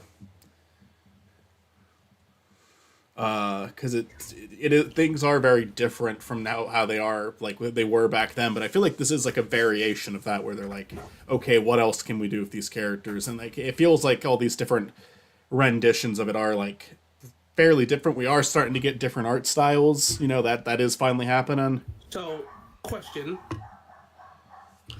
Is SpongeBob the Mickey Mouse of our time or the Looney Tunes of our time? And I know that people want to say that, like, Mickey Mouse was popular, but Mickey Mouse was art. Let's be real here. People like Looney Tunes because it's funny. People like Mickey Mouse because of osmosis, not because Mickey Mouse is fucking funny. He's just the face of Disney, right? I know people that like the shorts. My parents are one of those people that likes the shorts, but they realistically like more of what he stands for. And it seems that people like Looney Tunes. Like, if you ask about Looney Tunes, they can tell you their favorite fucking sketch or their favorite fucking short, right? So, where do you think SpongeBob is? I'm also very curious to hear Matt's opinion, too. I mean, I think certainly people have their favorite SpongeBob episodes, but I think Besides Bad Geeks, especially if you're our age. Especially if you're our age, it's going to be those first 4 seasons. Season 4, I think, is a little bit of a mixed bag. I think the only reason people will say season 4, and I will agree with you, but I think the only reason people like put season 4 in there is because of Gary Come Home. There are other episodes season 4 that I really liked. I like the Well episode, but it's not like it's not one that I hear people like quote or like people really love. I kind of liked the lawsuit episode too, the lawyer one. That one was funny. Yeah, I remember that one very vividly. I'm trying to think if there's any others that I like. I'm sure as a kid I did. I just don't. Most of them don't really stick out to me. With that being said, where do you think it places, though? Is it like the Looney Tunes, or is it the Mickey Mouse? I think it's a mix of both. I honestly, I think it's a mix of both. Because I think that there's a charm and appeal to SpongeBob, but I do think it was more. I do think that people remember him as like a funny character more than anything. I do think he's remembered for like when the show was funny. Hmm. While But also appearing in like everything Nick does, like he is very much the Mickey Mouse of Nickelodeon. I was gonna say I have an answer, and I don't think you guys will like it because I think he's the Mickey Mouse. I mean, I think that's fine. I'll say this about him, though. I do think that like the new episodes are probably very appealing to like today's kids, but I think when they get older, a lot of them, and I mean, I can't say for sure with the ones that are coming out now because I don't know what the Can I be show's like honest with now. you? But I think Can't tell you. I don't know. I've never. The thing of when you talk to a child that's in like child spaces, fucking, he is not the thing to pop up, right? Like SpongeBob, I have not even had. My child has no desire, and I've tried, and none of his friends even. I've even asked. They don't even know what the fuck it is. yeah, I mean, I'll be honest. I have two younger cousins, and they're getting older now. But like even like 5 years ago, when I asked them like what cartoons they like, SpongeBob didn't come up. Sonic Underground did. Oh God! But like it's the reason why I say he's the Mickey Mouse is I feel like, in all honesty, marketing wise, yeah, like he's in that Mickey Mouse era of where like they made it and they don't need to do anything more. Movies are the way to go, you know. But I think Warner Brothers has also used Bugs Bunny in that way. Yeah, but I think the thing is, I think the thing though is with Looney Tunes though is that we did get shit recently, like the day where Earth blew up and shit. So like I feel like, and there are people that can definitively argue that Doug Walker's a perfect example of somebody that could perfectly like one character more than Bugs, right?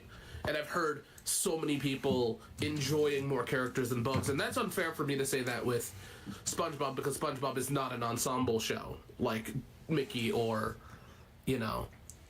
It feels maybe like it's trying to be a little harder nowadays by giving like Patrick his own show and each character their own movie on Netflix. Yeah. But I don't think that's how it started. You could go like 20 episodes without seeing Sandy. But then you could also get 5 in a row that had her in them. With that being said, what do you have to say, Matt? Because it sounded like you were going to say something. I mean, I think it is worth saying that, like, both the Looney Tunes and Mickey Mouse focused on, like, the other characters more than I think SpongeBob has, at least up to this point. Like, now we do have the Patrick Star show and the Sandy movie, but, like, it's a more recent edition where, like, you go back and there's Donald Duck cartoons, there's Goofy cartoons. Yes. There are... I mean, I like Goofy a lot more than Mickey Mouse. I mean, same. The Goofy movie is one of my fucking favorite Disney movies of all time. I love Max. I think the Goofy shorts are funnier than, like, any of the Mickey shorts. Of course, yeah. I probably like Donald Duck more than Mickey. Like, Mickey's boring. He doesn't do anything. Donald Duck at least has a temper. Mm-hmm. I think that's kind of why I'm asking, though, and I think the thing that's and if you want to be like a fucking super cerebral bitch on this one, you can go, oh well, SpongeBob is on his own category because yeah, Nickelodeon is. I will say though that Nickelodeon, unfortunately, is going to be looked back at as a great experiment that got killed by greed.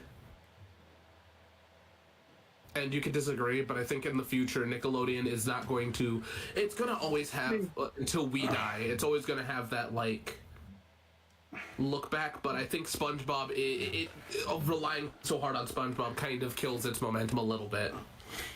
I think within our lifetimes, we have seen a network decay across television. I don't think that's exclusive to Nickelodeon. Maybe happened to Nickelodeon a little... It happened to Nickelodeon a little sooner than the rest of television, but like I think television has just gotten worse. I would argue, what I'm trying to argue actually is out of all the television channels that'll be remembered, I think it'll be Nickelodeon and then Disney Channel and Cartoon Network I think is going to just be remembered for probably Adult Swim if we're going to be honest. Right? Like, Warner Brothers sucks ass. Alright, I've created a new character. What were you saying, Matt? I think Cartoon Network is more, like, memorable stuff than the Disney Channel does. I think the Disney Channel is always kind of going to live in the shadow of Disney. Yes, it's but always going to be a part of like that monolith. Where Cartoon Network, I think, has a lot of like classic shows.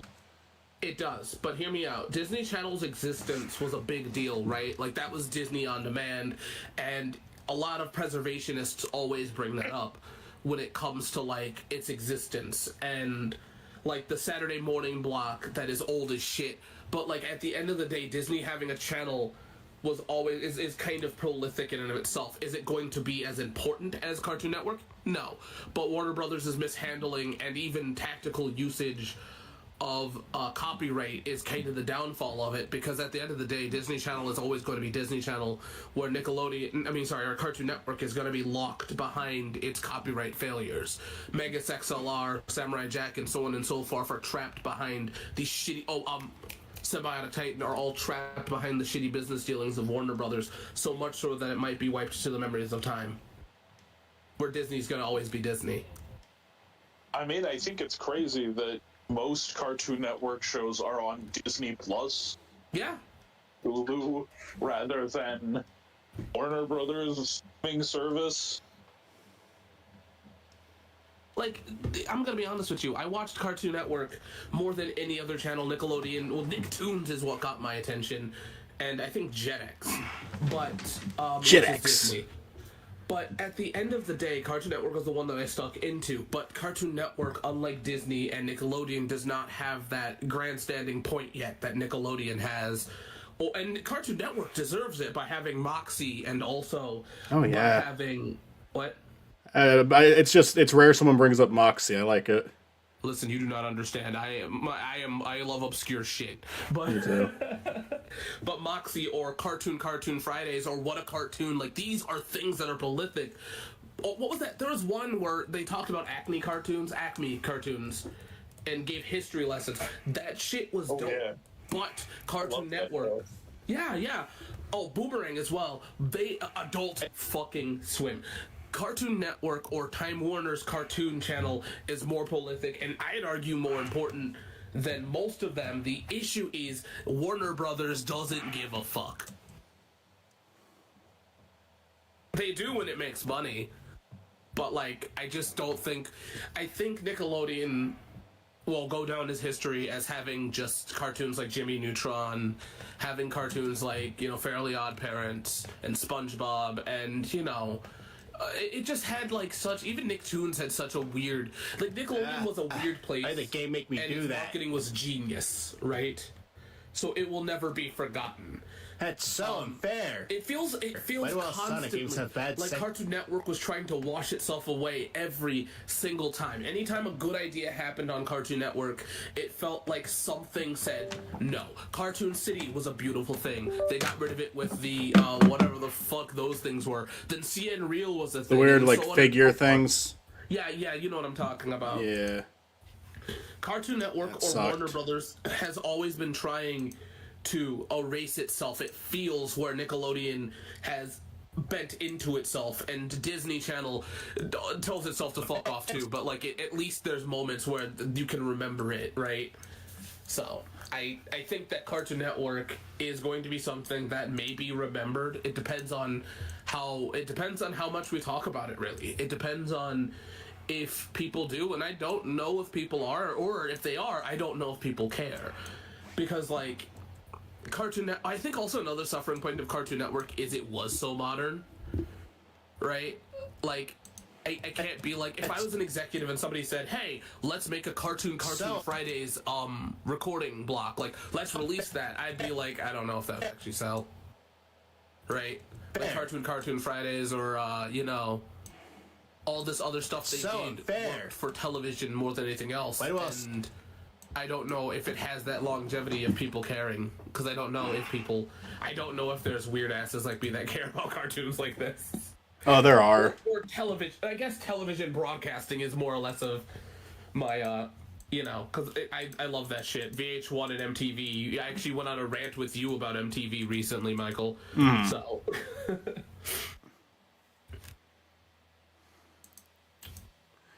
Shouldn't have. I wonder how you guys feel about that, though. I could be wrong. I could absolutely be wrong, and I'm fine with it. I just don't know if Cartoon Network is going to live past the test of time, and I think I exactly think I'm with you on that. it's not Cartoon Network's fault, it's Time Warner's fault. Warner Brothers has been trying to kill itself since, like, the 2000s, so...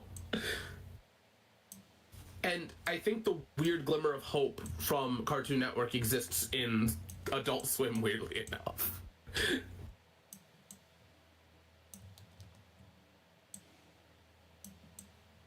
Forgive my long-ass cartoon rants. No, you're good. I will say though, I would love it if Nickelodeon. I miss the old. I don't want to say '90s Nickelodeon, but I love the abrasiveness of like slime and shit. You know, I understand. I don't understand actually. I don't understand why cartoon like TV networks don't. I guess I do. I'm at a weird place. I understand why cartoon networks or TV networks don't work the same way that they used to, but my argument also is if you don't have the money to do shit anymore, just stop being a network. Right? Like, I know Nickelodeon, I know SpongeBob alone makes more money than God himself.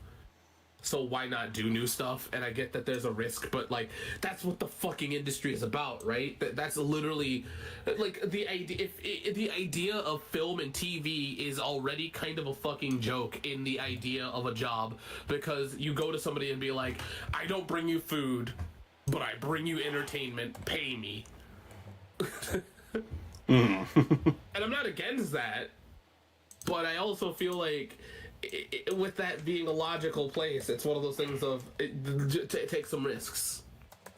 And I know TV does, or YouTube does. After all, that's why we have shit like Has-Been Hotel, on Knights of Guinevere, Amazing Digital Circus, and so on and so forth. But like, I wish networks executives looked at that and said, "Wow, that's a good idea. Maybe that's what we fucking need." And this is also me talking to my ass a little bit, so I don't know. I've talked a lot. Forgive me. You're good. You are good. Yeah.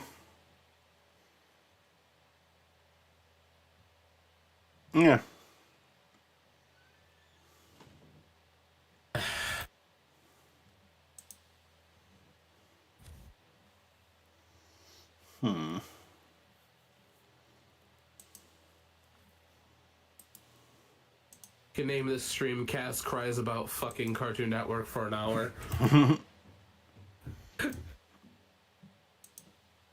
with you on a lot of the stuff you're saying. I think it's an interesting conversation. I'm in that. Oh, you're working on it. Yeah, I was gonna say I'm in that state of working and trying to focus at the same time, which I'm bad at. I will say though, Nickelodeon was always, in my opinion, an amazing channel because at least it fought against Cartoon Network, right? Like, I had to watch Fairly Odd Parents. I had to watch Jimmy Neutron. I'm the weird ass that did not give a fuck about SpongeBob. Oh, I love SpongeBob.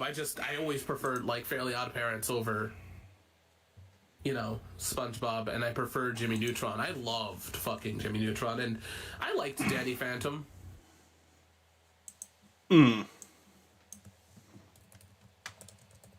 Danny Phantom is one of those shows I was worried like had too much lore that I wasn't caught up on. I don't even think it was. I think most of the time it was pretty episodic. I think that's the problem, is that like Danny Phantom had like every now and then where something happens and you're like, what the fuck, what? You missed it, and then like it takes like, it has lore, but the lore shows up in weird places and you're like, oh fuck. Like with Avatar, at least you know you can. Oh, I loved Avatar too, but I think Avatar it did really good with its story. Like, it did it better than I think a lot of shows do, because a lot of shows, even like nowadays, they try to balance it in a way that can be fun but can also be frustrating. Where it's like, hey, there is a story, but we're only going to focus on it like once or twice a season. Where Avatar was just like every episode like went into the next one like so like pretty much flawlessly. yeah. Avatar: The Last Airbender is like I think one of the best shows ever made. I mean, yeah, but there's a lot of them. You know what? what? No, I'll agree with you. I think it's one of the best shows ever made without a backing. Right? Like, because, like, I know I'm one of those people that will always argue that Avatar's good, but, like, other shows do it. One of my biggest arguments that I used to say is anime, but anime exists in that place of where, like, it's not 100% original. Right? Most anime is backed by a manga. Mm-hmm. So, the argument falls through if you think about it that way. Like, some don't, mind you. Some are even just fucking light novels. But, like, Avatar doesn't have that. Avatar's Avatar. They had to write that shit on their own and hope to God it worked. Where manga is like, hey, we made a book that's popular. Let's make it into a fucking show. Right. I mean, I do think we do that less with TV shows in America than we do, but we do it like we do it nonstop with movies. That's, I think, probably like one of the bigger differences between our media versus their media is they do like to adapt books and manga, but they do it for their shows. I'm sure they do it for their movies too, but like in America, it's not that books don't get adapted into shows. In fact, it happens more often than you might think. There's like some things I don't even realize were a book until after like I watched the whole show. But we mainly do that with film. Yeah.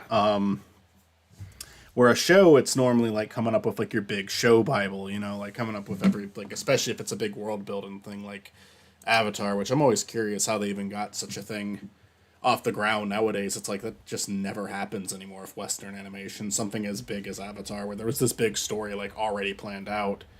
I mean, because shit, like I said, it's what I was saying before is shows tried to keep doing it. Gravity Falls and Steven Universe, I think Gravity Falls almost did it flawlessly, but they did have to like do the story slowly, and in the second season they had to take breaks from it. But they did a pretty good job. Steven Universe, again, I liked that show, but my god, they'd be like, hey, we're gonna take 30 episodes off of the plot now. Like we're gonna do 30 episodes that have nothing to do with it. And it's like I don't know, it just got it's a little much for me at points. Because I feel like that's a security thing. Like I don't think anyone wants to try do an Avatar except for Avatar, stuff like Korra and apparently this new show they have coming out. Like adult television does that, but children's television I think is really afraid of doing that. Obviously, if like media for adults, we have stuff like Game of Thrones, which is based on a book, but then even something like Breaking Bad, like it's not really like, it's grand in the sense that it's a lot happens in the story, but it's not really grand in the sense like we were talking about because we were watching the new Vince Gilligan show the other day, and that one has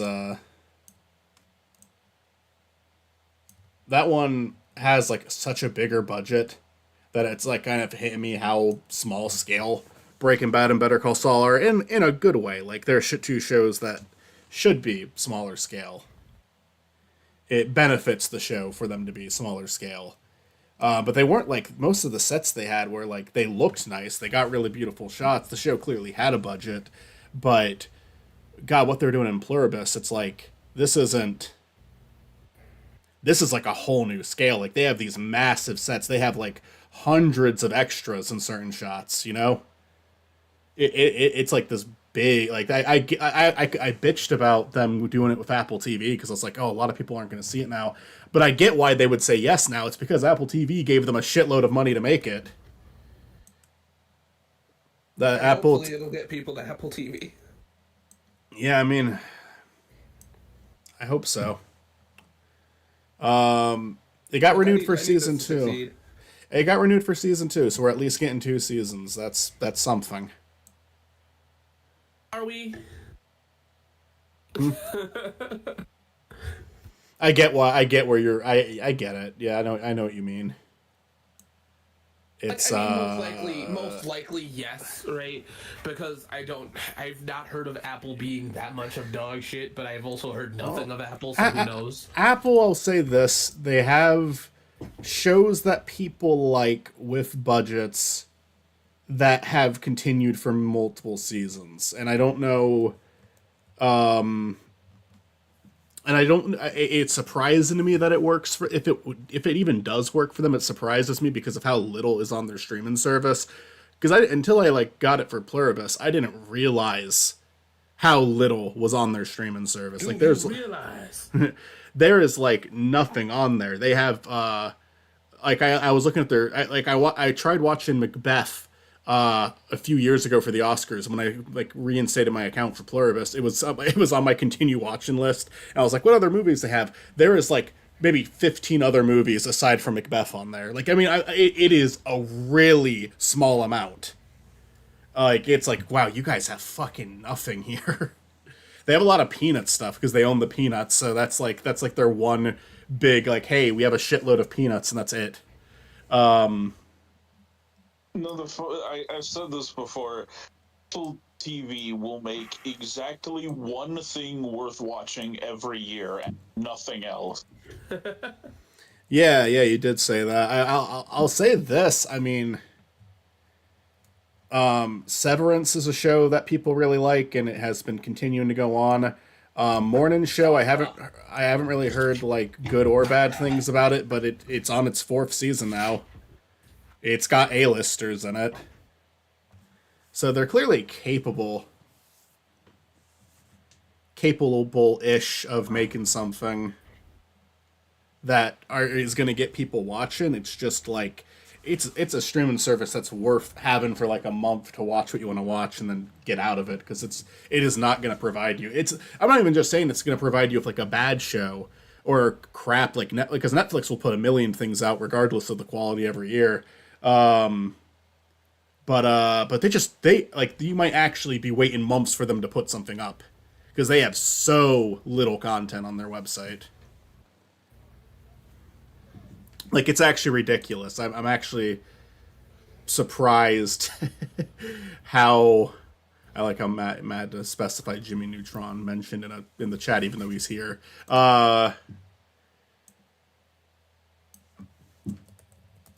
Yeah, it's like Well, I think that might have been Matt. I think that was before Matt joined, maybe. I don't think so. We can No, I ask was him. on He's screen here. when I commented that. Okay. I've been looking at chat. There's not a lot of chat going on tonight. No. Trying to do a more complicated background right now with it going into the kitchen here.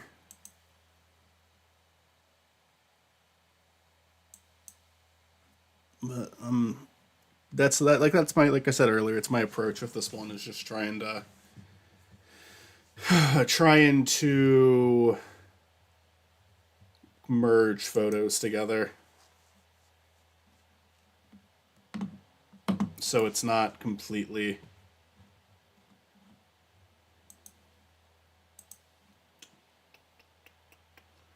it's not just a stock image, but it's also not me attempting to draw something that isn't gonna even really communicate what it is well. We could try this wallpaper. Yeah, I'll be right back. Okay.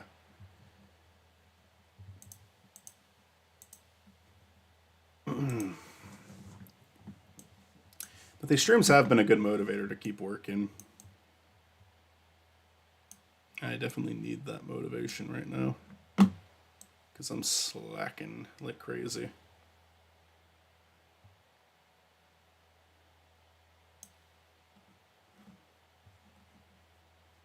I'm definitely gonna switch to After Effects after these like house backgrounds. Like the rest of them I'm gonna do in After Effects. Because that's gonna go a lot more smoothly than trying to do all this in Photoshop.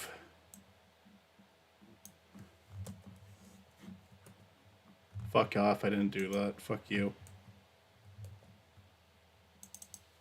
Oh, sweet.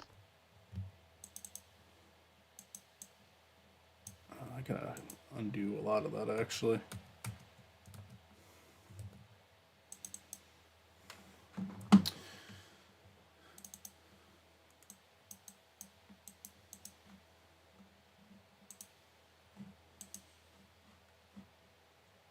Why is OBS once again not showing what it's supposed to be showing?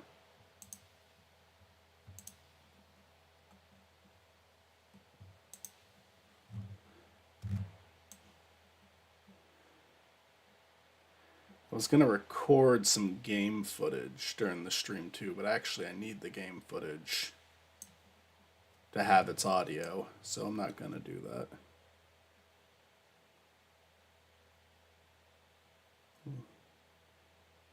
I'll do that on a stream with no guests. Oh, I see. Yeah. No. Okay.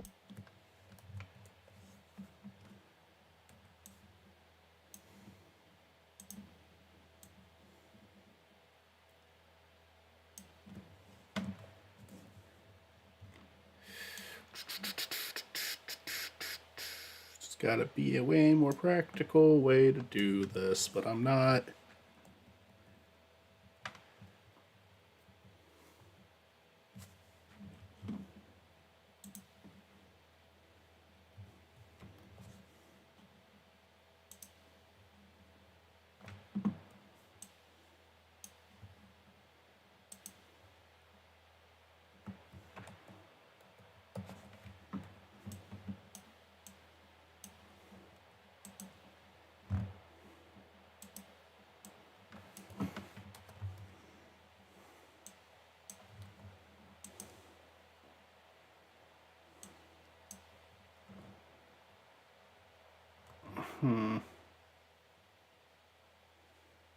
Going kind of slow through Halo and Stitch the series. Like, definitely a lot slower than probably the other 3 shows I've gone to. Oh, for your Lilo and Stitch video? Yeah. I don't know, like, I've actually been, like, watching the show and then, like, going back and rewatching episodes to write for the show, or for the video.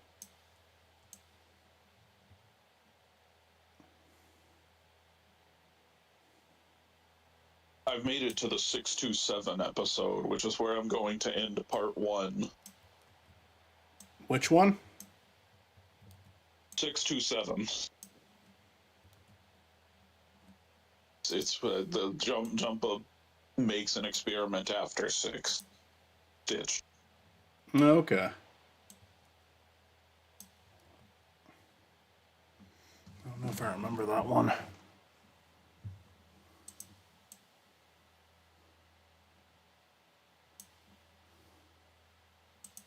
It's like halfway through season 1, and I think that's like a perfect stopping. Okay. So you're doing this one in parts again? I am, yeah. Jimmy was the only other one that was done in parts, right? Yeah. I mean, the VeggieTales video was a ranking, so that was Right. kind of the gimmick I had there. Mm-hmm. Barnyard, I was just like, no, I'm only doing one video on Barnyard. Fuck that. Right. That makes sense. But I actually, like, my plan with Lilo and Stitch is I'm going to have just a full video about the movie Lilo and Stitch that comes out before I talk about the rest of the series. Mm-hmm. Because I feel like I have enough to say about Lilo and Stitch that is tonally very different from how I'm going to talk about the rest of the series. Mm-hmm. Like, I kind of take a jokey tone with the rest of it, even when I am complimenting it. Like, Lilo and Stitch, I want to sit down and talk about, like, why it's one of my favorite Disney movies. Mm-hmm. I think Yeah.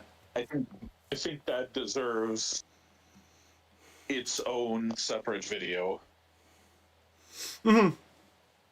Yeah, I could see. I mean, I would agree with that. There's a lot to talk about with that movie. You could pair it up with are you planning on talking about the live action one? Or are you skipping that? No, I'm planning on not talking. I mean, I'm gonna address it, Mm-hmm. but I'm not gonna watch it. Okay. Yeah, I mean, I think that's not a bad call. I think the only way I would watch it is if we did, like, if it was like a very special Hollow Victory. We did, like, Lion King 2019. Oh, God. 2025. It would be like this is it's like like the 100th episode or something, and we're hurting ourselves. Hello. How y'all doing? Good. I'm getting it. I'm not yet. Oh my god.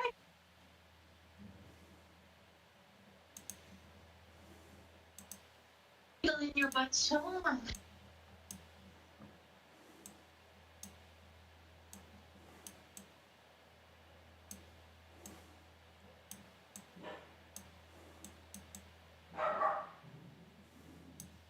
What am I doing?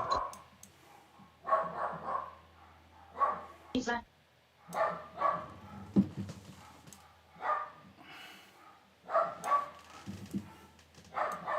Mary, you swallow? Don't.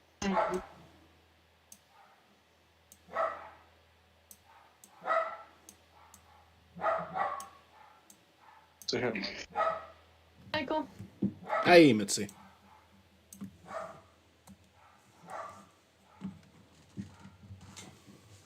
In the shower. Right away.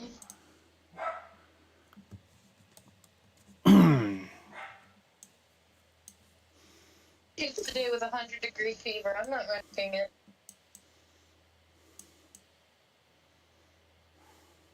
Yeah. You just it. Right? But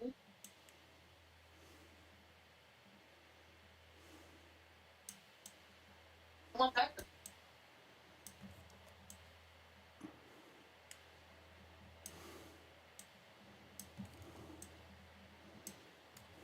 You're a kid.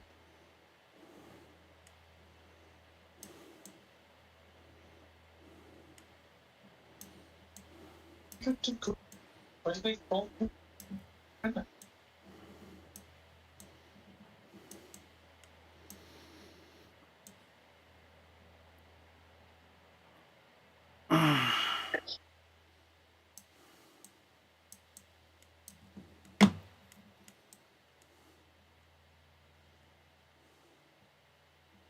Cody.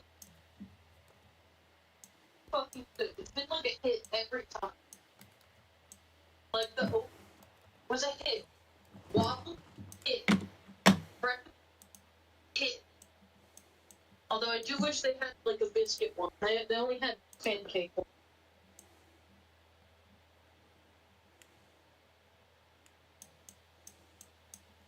If you're looking for breakfast food, get the one with bear on it.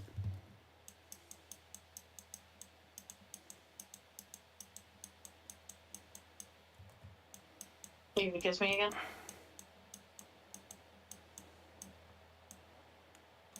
Thought.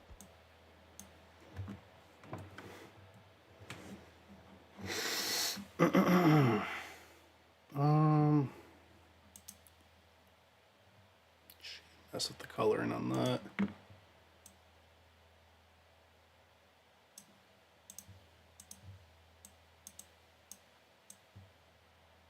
I don't know.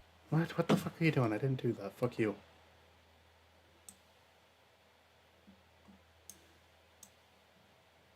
I play with that a bit. I don't know. I'm not good at coloring shit. Someone got an ad for some Fortnite before the basketball episode. What's that? Someone commented on the basketball episode that they got an ad for Simpsons Fortnite right before the video. They've been going hard with the promos on that.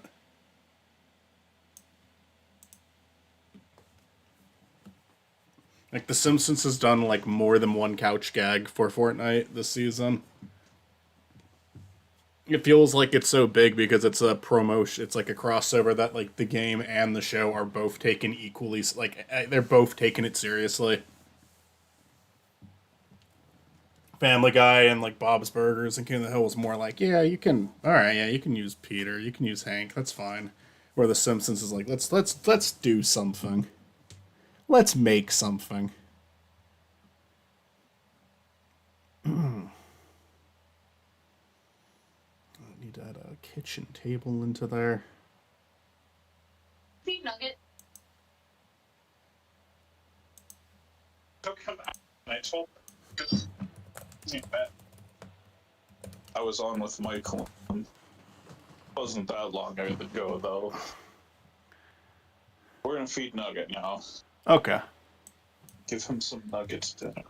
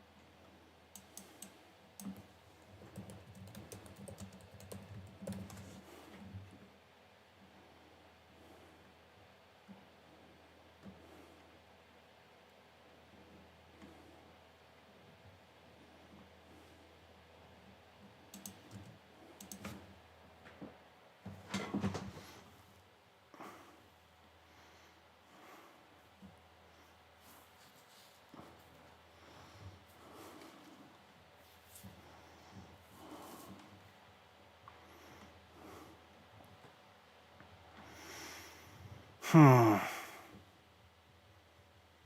having a hard time finding an image for what I need here.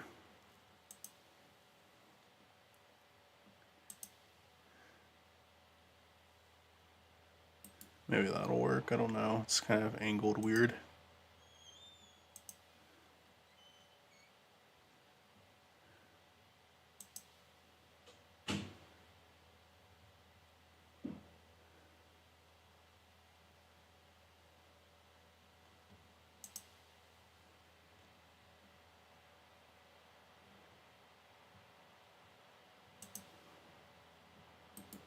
That one might work too.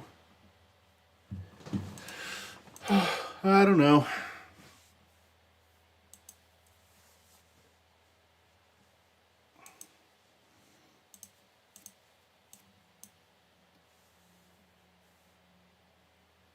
I don't think this is gonna work. I'll try it though.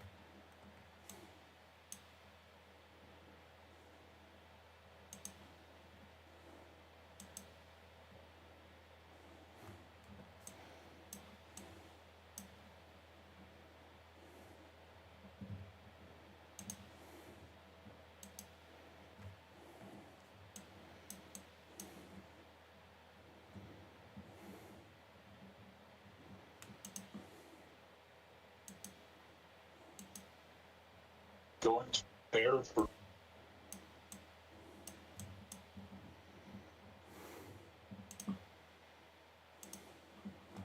Follow along at home, everyone. What's up? Making burger. Ooh. I'm really hungry. I don't know if we have anything here to eat. Have a look.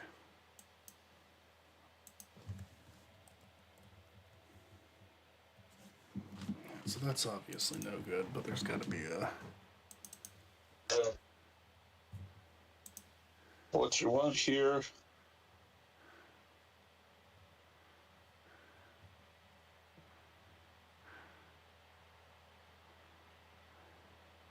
is a fairly even amount.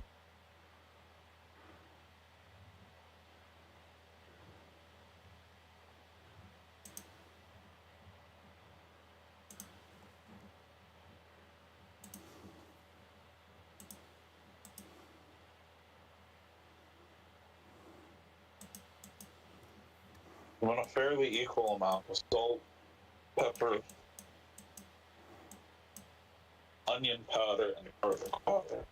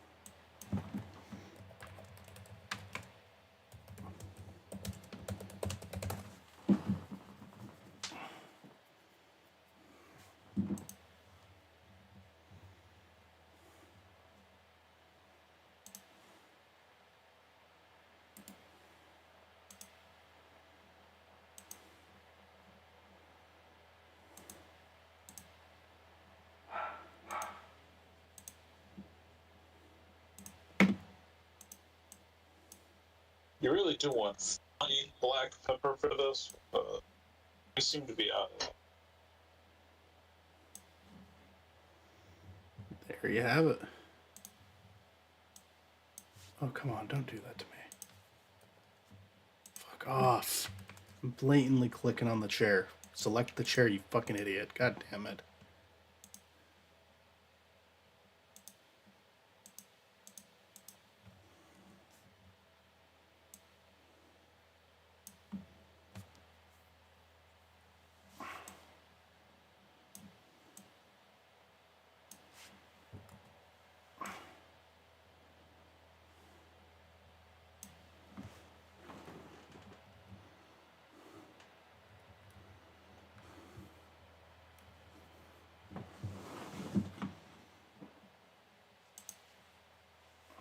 Get yourself a good amount of meat.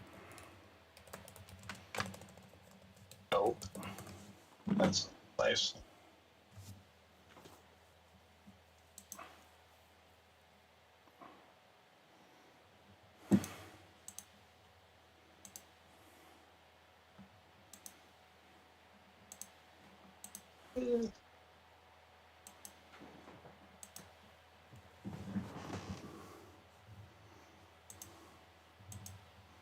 That's a good amount.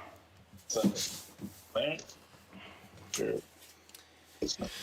And here's the, you want to start the pan real high heat, melt some butter into the pan.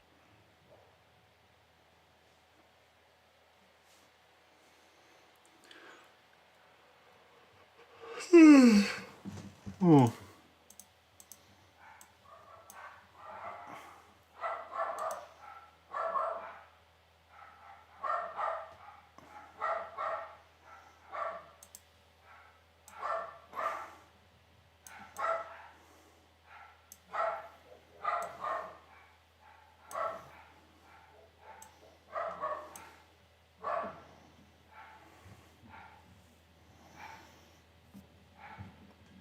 Then you want to turn the heat down, like medium, before you throw the patty.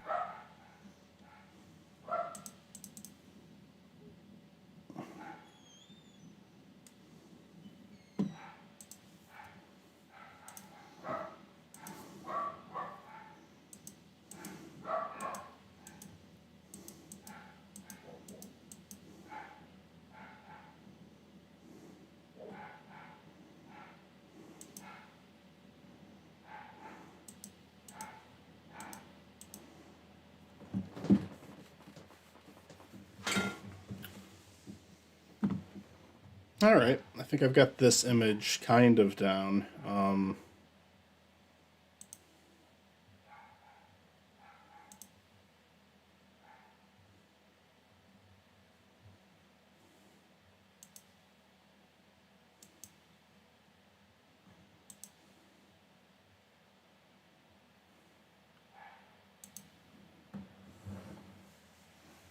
I want to add like a family portrait or something over the couch. I don't know yet. I've got Spiny's dad in the kitchen, but I don't have him with. He has like no arms or legs or like a second half to him. But it might be funnier to not do that.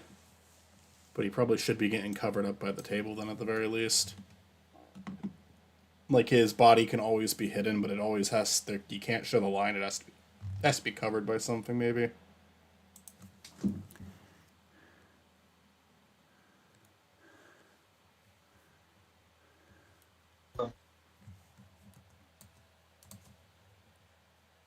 I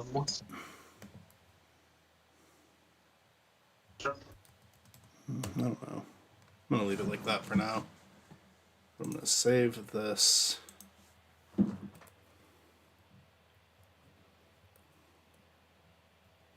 This is an important step in the burger making process.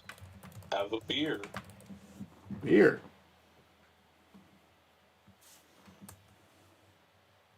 Beer is good. Pretty good.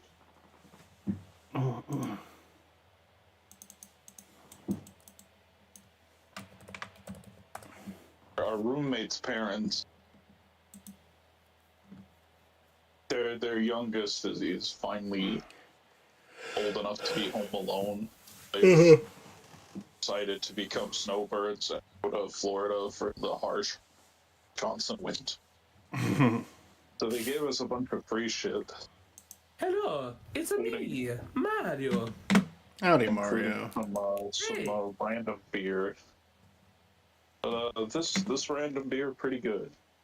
Welcome back, Mario. Oh no, you're talking about the beer. Miyamoto doesn't want me to be around the beer. Well, tell Miyamoto he's a fucking dick. How dare you? Tell him Aren't he's you old guy from stupid. Tappers, though? Tell him he's a stupid bitch, and I'm gonna stick his head in a fucking Listen, wood chipper. sir, I need you to understand that you do not need to talk about my, after dark job.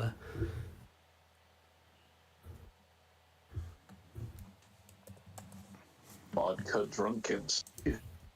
You're a fucking hypocrite, Mario. You're honestly a lying piece of shit. Let's just be honest.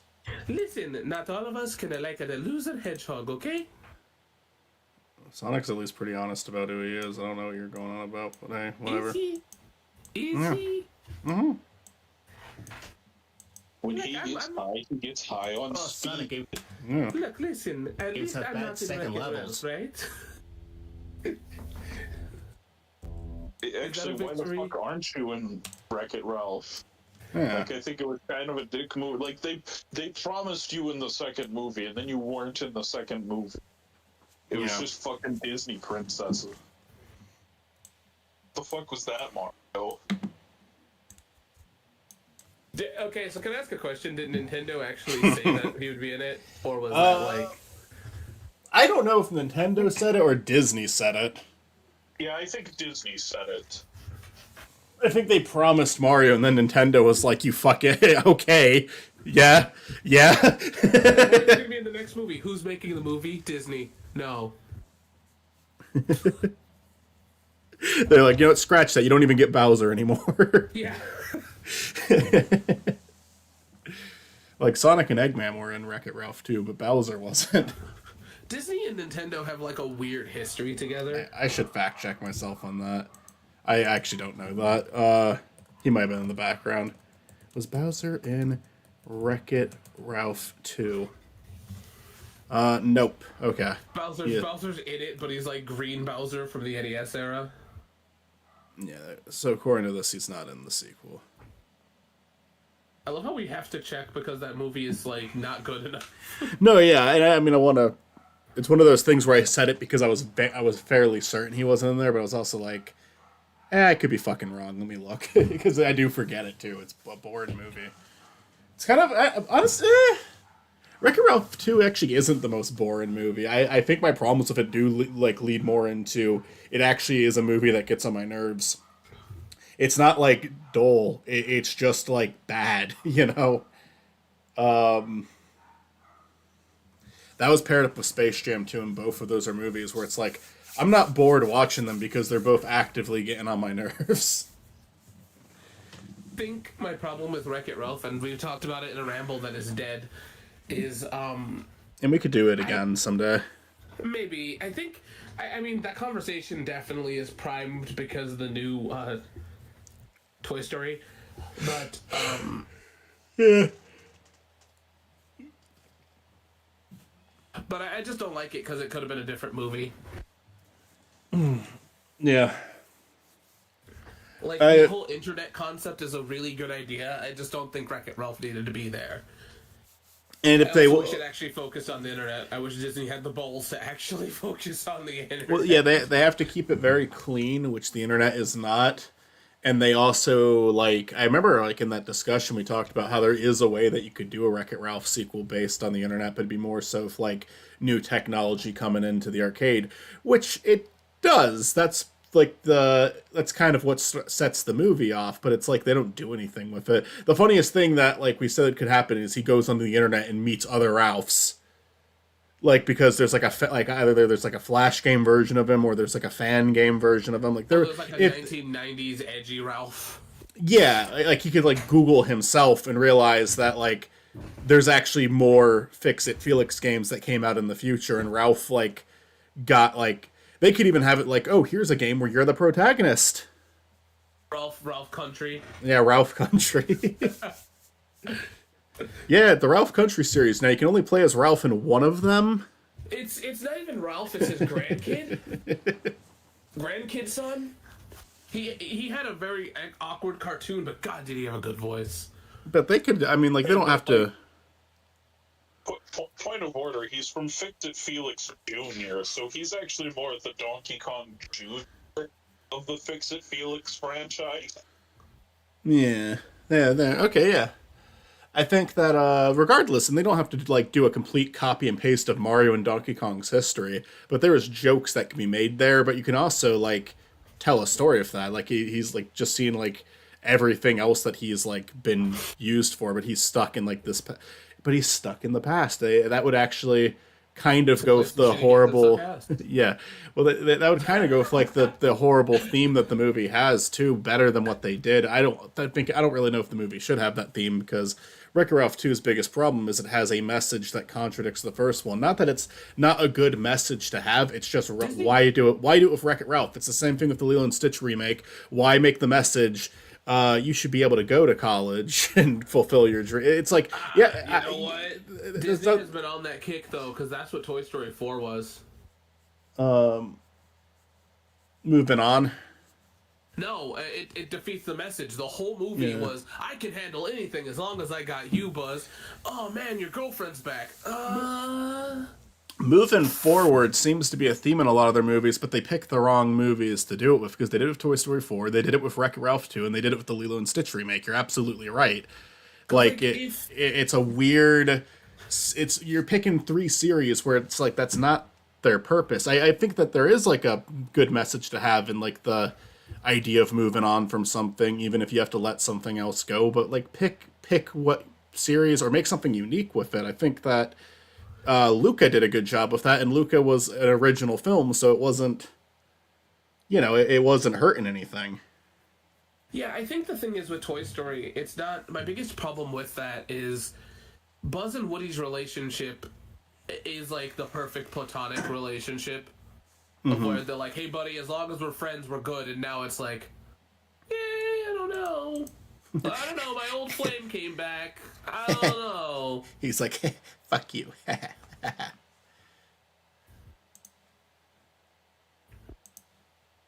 Oh man, but like, didn't we go on so many adventures and Bo Peep was only in maybe two?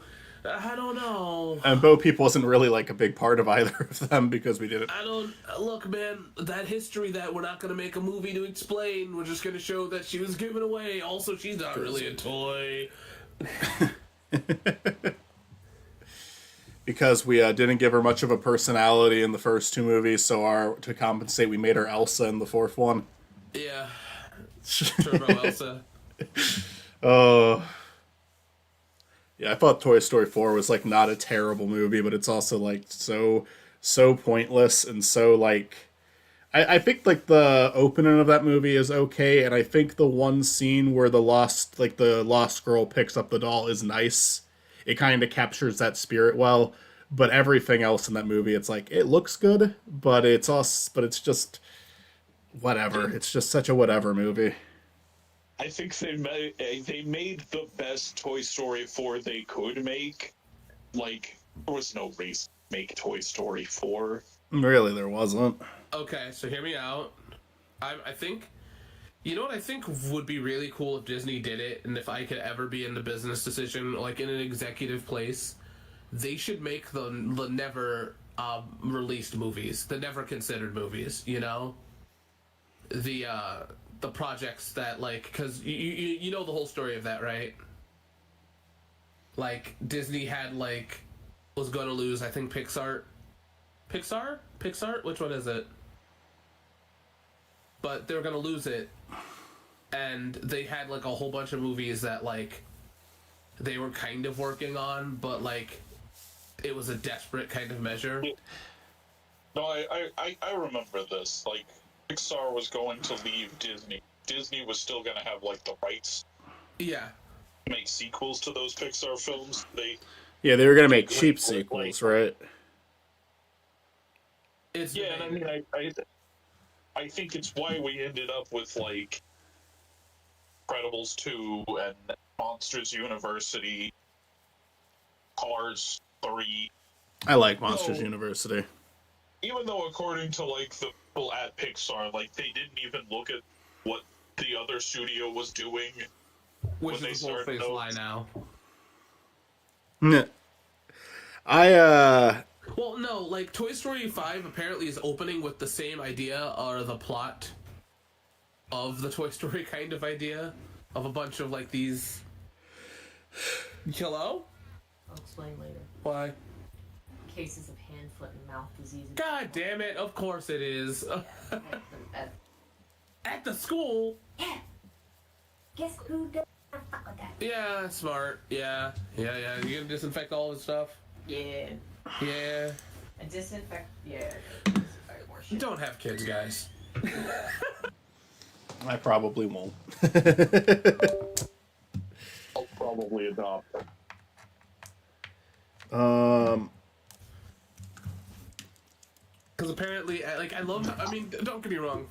Things are great, but they're like, yeah, hand, foot, and mouth diseases at the school. Your school specifically. I'm like, great, cool. I'll pack my stuff. Oh boy.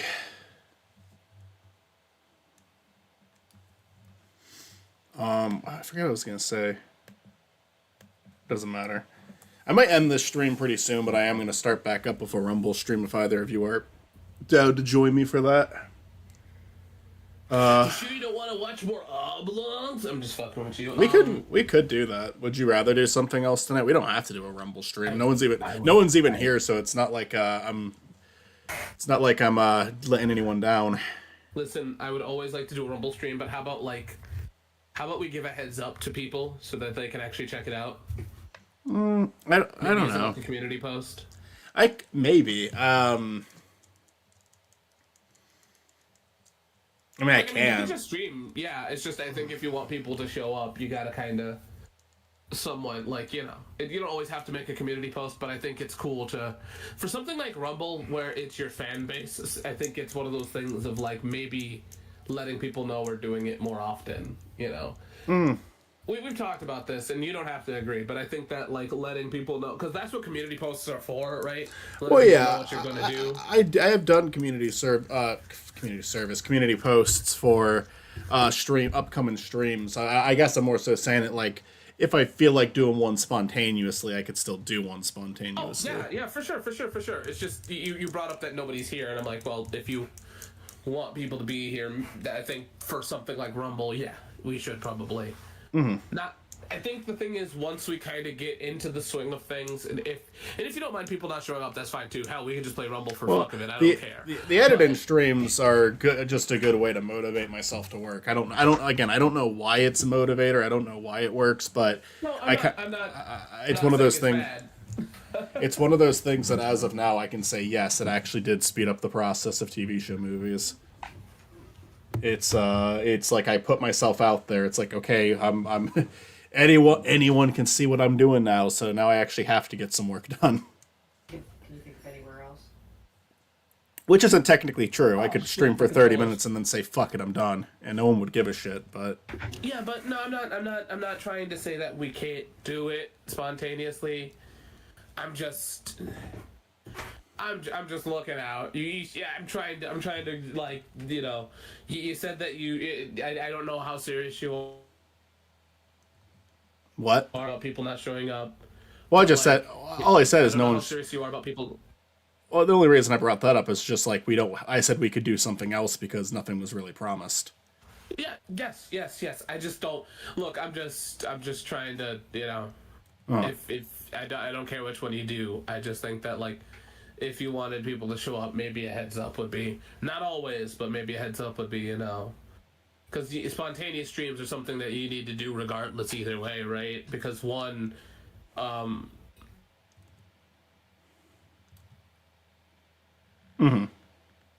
you there still? Might have lost you. I think maybe what the fuck's going on here, internet? I hear you now. Can I get rid of this Wi-Fi? Can I get rid of the other Wi-Fi? There we go. Go away. I'm It's trying to bounce me back and forth between Wi-Fis. I'm just saying that sometimes I think for something like Sonic Rumble, it would be nice to let people know, especially since now you have a crew. Not always though. Sometimes just fucking do it. No, I hear you. Yeah. Do you think child Spiny, since he's 10, should have like less spikes than adult Spiny, like maybe 6 instead of 8? Yeah, why not? I don't know. I've drawn child Spiny before, but he's never been focused on like he is going to be in this one. Like child Spiny is going to show up in this more than adult Spiny is probably.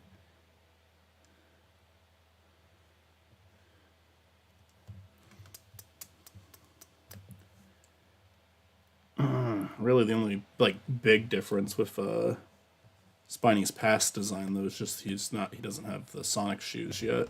But even like 18-year-old Spiny doesn't have those yet. And by the way, I'm not trying to fight you on it. I'm just No, you're fine. No, you want to do that. No, you're fine. I mean, I think it's a good idea. I have done it. I just haven't done it lately. Spiny was given those shoes by a little girl. No. No. Actually, Spiny's got the shoes from his grandpa. And his grandpa's like, keep dreaming, Spiny! And Spiny's like, I will, Papa. And then his grandpa, like, explodes. And then he's like... Because his grandma is in prison for murder. It's, she killed his grandpa. Yeah, and then he's like, I will never find love ever because that's what he thinks love is. And he's always afraid that his dad's going to explode.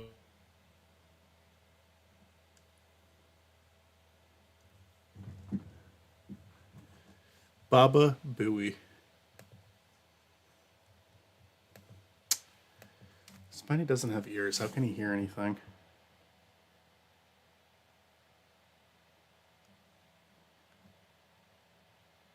What type of fucking idiot doesn't have ears?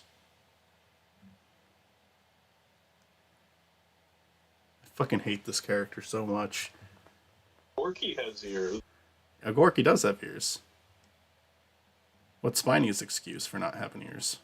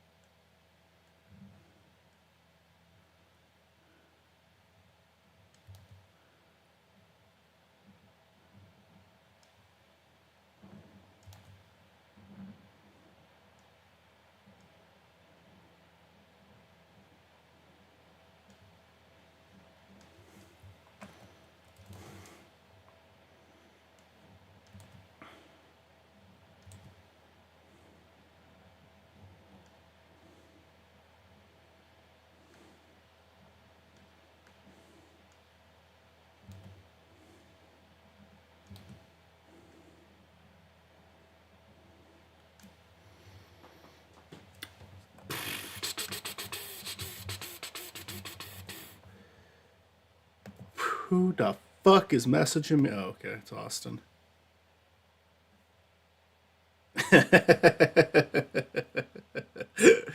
All right.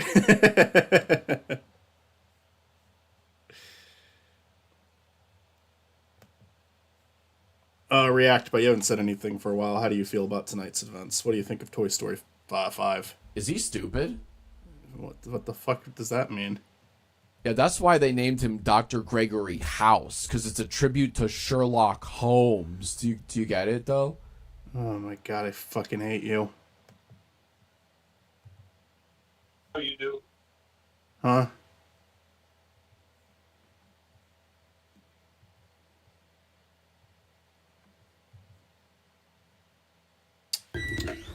Howdy, I had to go fight my fucking Wi-Fi. Oh, well, welcome back. I was just talking to ReactBot. Matt's right here. Mm-hmm. I'll react to something. All right, Matt, I'm going to hit the F7 key, and then you have to give a funny response. So, MattBot, what is your thoughts on ReactBot? I sure do like the thing. ReactBot, what do you think of MattBot? ReactBot didn't say anything. Emotional Matt damage. Okay, he said emotional damage, so take that as you will. So ReactBot probably made a face or something since he didn't say anything the first time. Because I can't actually see him right now. Chat should be able to. The chat that definitely is here. Tan. Yeah, I'll do community posts for Rumble games, though. I was Rumble games, mind you. I was gonna do one saying like, "Hey, we have a crew now," but I'm also like, I should save that for people who are actually in the stream, just because we can only have 32 members. So I probably should like try to limit that a bit. Granted, even if I made a community post, we probably wouldn't fill all of those in, but I don't know.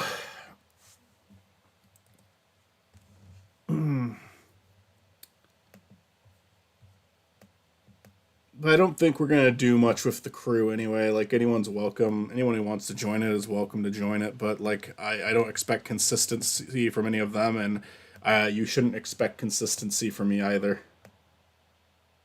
I like the game, but I could easily see myself dropping it for, like, a year and then turning it back on. But I enjoy it. It's fun. I've put a decent... How many... Actually, I could check how many hours I've put into it so far. I have put in 9.2 hours. Wow. That is actually higher than I thought it would be.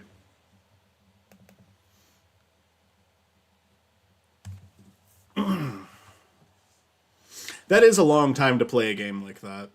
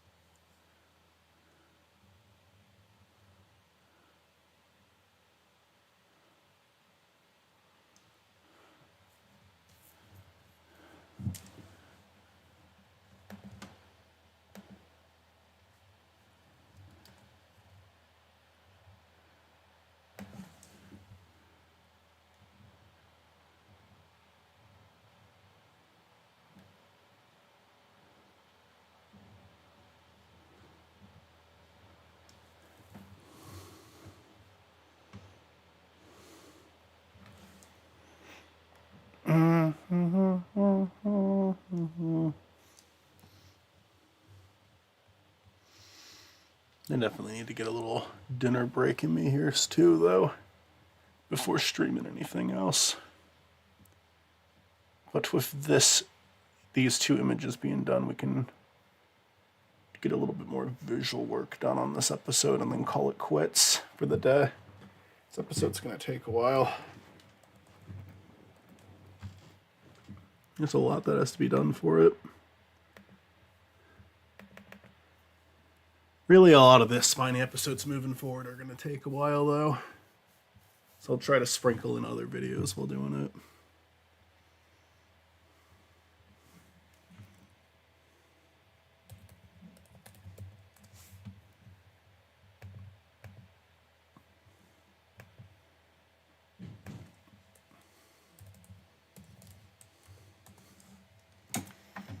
I wonder how many times I've drawn this character now, like, excluding, like, sketches I didn't save. I could probably actually check that if I compiled all of the Spiny drawings I've done. Because I haven't deleted any of them. I've scrapped some before, but...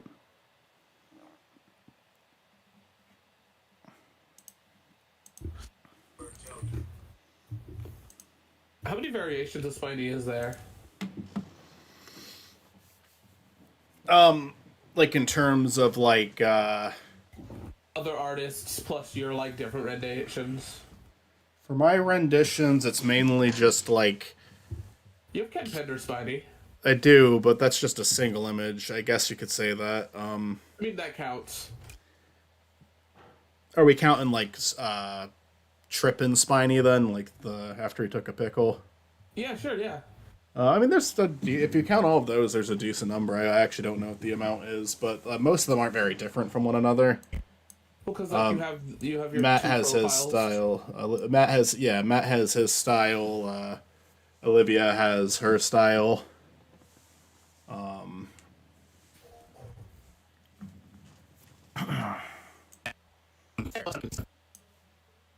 now just bring in those Spinies. That are chatting right now. That are chit-chatting. They're done. Okay. Yes, you are done.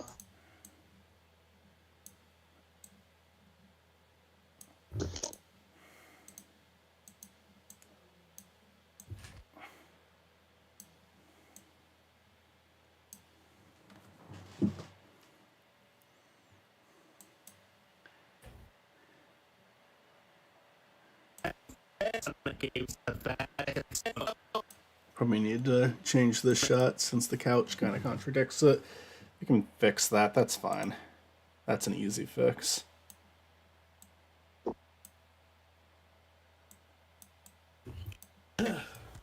Why do all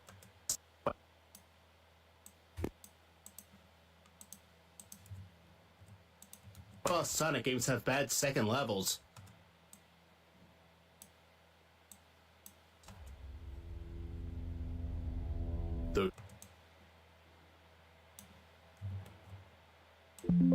Alright.